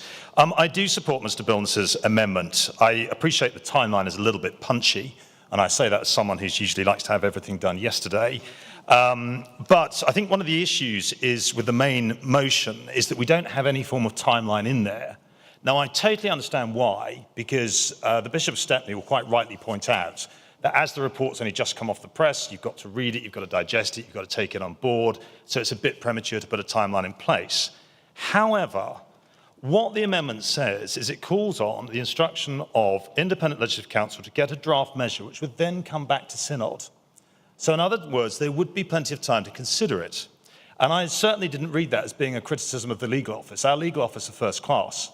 But if you instruct Independent Council, they're still going to have to run it past the legal office in any case. So it still involves them. So that's the first point I'd like to make. The second point I'd like to make is around a couple of the comments that have been made. So it's been said that if we outsource safeguarding, it's then suddenly no one's responsibility. That is not true. There is a secular example of this, right? If you are in the private sector and you run a business, you will know that it's very expensive to hire HR people full-time, especially if you only have a small team. So what a lot of companies do is they outsource their HR. And so if you want to do anything, if you want to put out a job advert, recruit someone, fire someone, or if you have to deal with a safeguarding issue, one of your employees comes to you and says, I've got a problem, this other employee is behaving badly towards me, or worse, then you phone them up, you say, this is what's happening, they guide you, they take you through all the steps. That doesn't take away your responsibility as an employer. That doesn't remove any of your responsibility. Safeguarding and good employment is still your responsibility. It's just that you have an outside expert body that says to you, this is what you need to do. These are the steps you need to take. This is the legal process. We will guide you through every step of the way. And there's that level of distance between you and them, which gives them that independent, that oversight. So I think that's a really important point to make. So I think, when we heard earlier that, that there's no precedent for this with other charities, well, there's a precedent in the private sector and it works perfectly well. So my view is, I understand we have to do an engagement process with our existing safeguarding teams. And again, I don't see any criticism of them at all. They're all good people, they're all dedicated, they've all tried hard, and I think the National Church has tried very hard to get this right. So I don't personally have any criticism of it, other than that which has already been said in the report. But the fact remains that we actually have to start making moves to put this right. And what is being proposed by Mr. Billness is not to say, here's the solution, let's do it now. He's saying, let's draft a solution, bring it back to Synod, and we can do that, and that can happen alongside any consultation process with existing safeguarding teams. So I think let's not just say, look, resist this and we'll come back to it later. Let's start the process now. And if it comes back to Synod and we think it's not good enough or we need further consultation or any of those things, then that's absolutely fine. Let's put it away, let's amend it, etc., etc. Let's get it right. This doesn't mean we have to rush it through and pass it tomorrow. It just means that we start the ball rolling now. And I want to make a final point about money. I wasn't aware that there was a financial consideration to this until I looked back through the support paper, but I will say this. If as a church we can find the resources, 100 million of resources, to say sorry for the iniquities of slave trading 200 years ago, then I'm pretty sure we shouldn't say money is an obstacle to say sorry and to put things right for things that have happened in the recent past. I support it.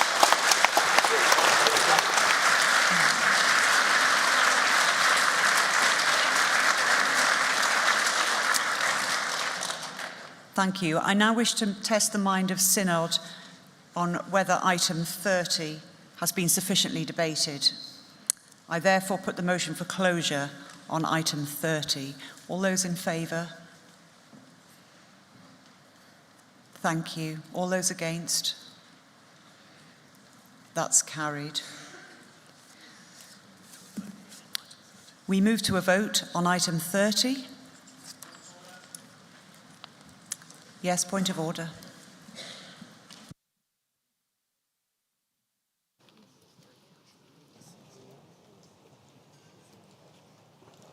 Chair, Clive Billness, 306, Diocese in Europe. Chair, because this is a massive change to the main motion before Synod, may I invite you to call for a counted vote of the whole House on this vote, please? I would be happy to accept that. Yes. Yes, point of order. Chairs, you'll be aware that if we proceed with this, it will not then be possible to have a vote by houses, and so I would ask you now to find out if 25 members would be willing to support a vote by houses. Can I ask if 25 members are standing?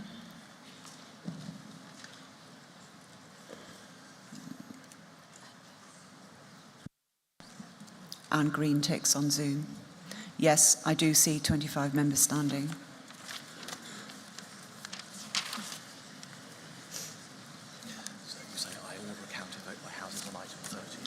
Therefore, I order a counted vote by houses on item 30.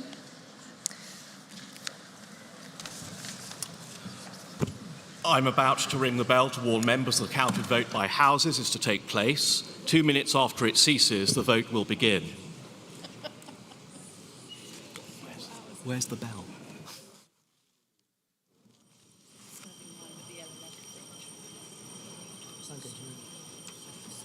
I'll stop it. Sorry.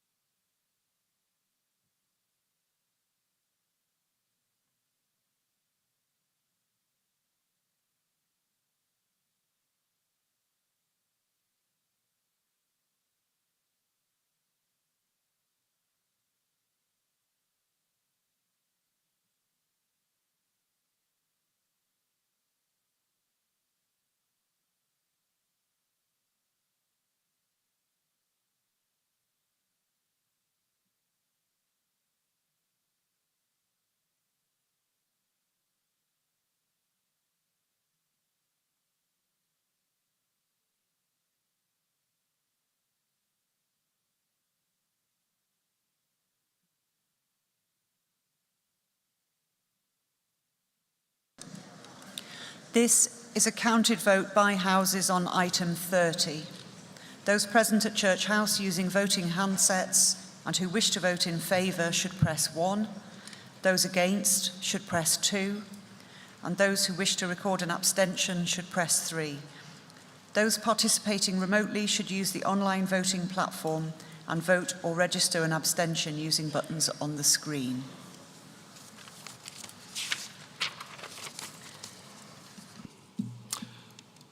The voting period is now open and will end in 1 minute.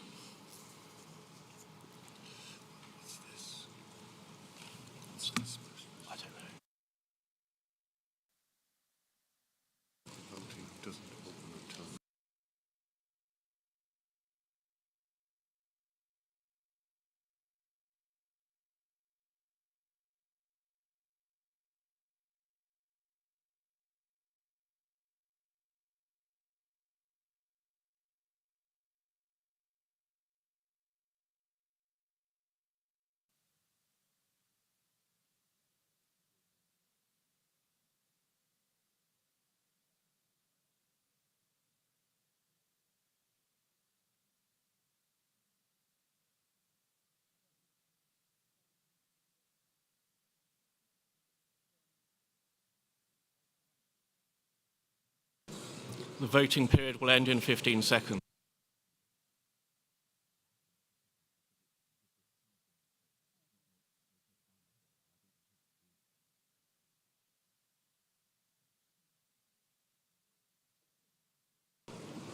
The voting period has now ended.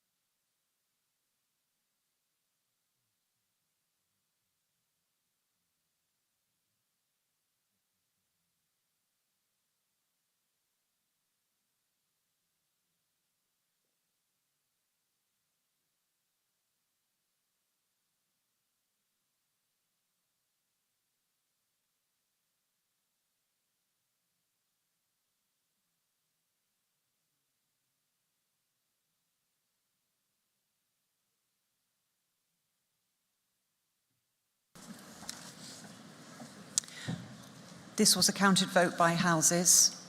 The House of Bishops in favour 8, against 27, recorded abstentions 2. House of Clergy in favour 62, against 95, recorded abstentions 7. House of Laity in favour 83, against 80, recorded abstentions 8. Therefore, this was lost in 2 houses and is therefore lost. Thank you. At this point, we will adjourn our debate and resume at 2 o'clock after lunch. Thank you.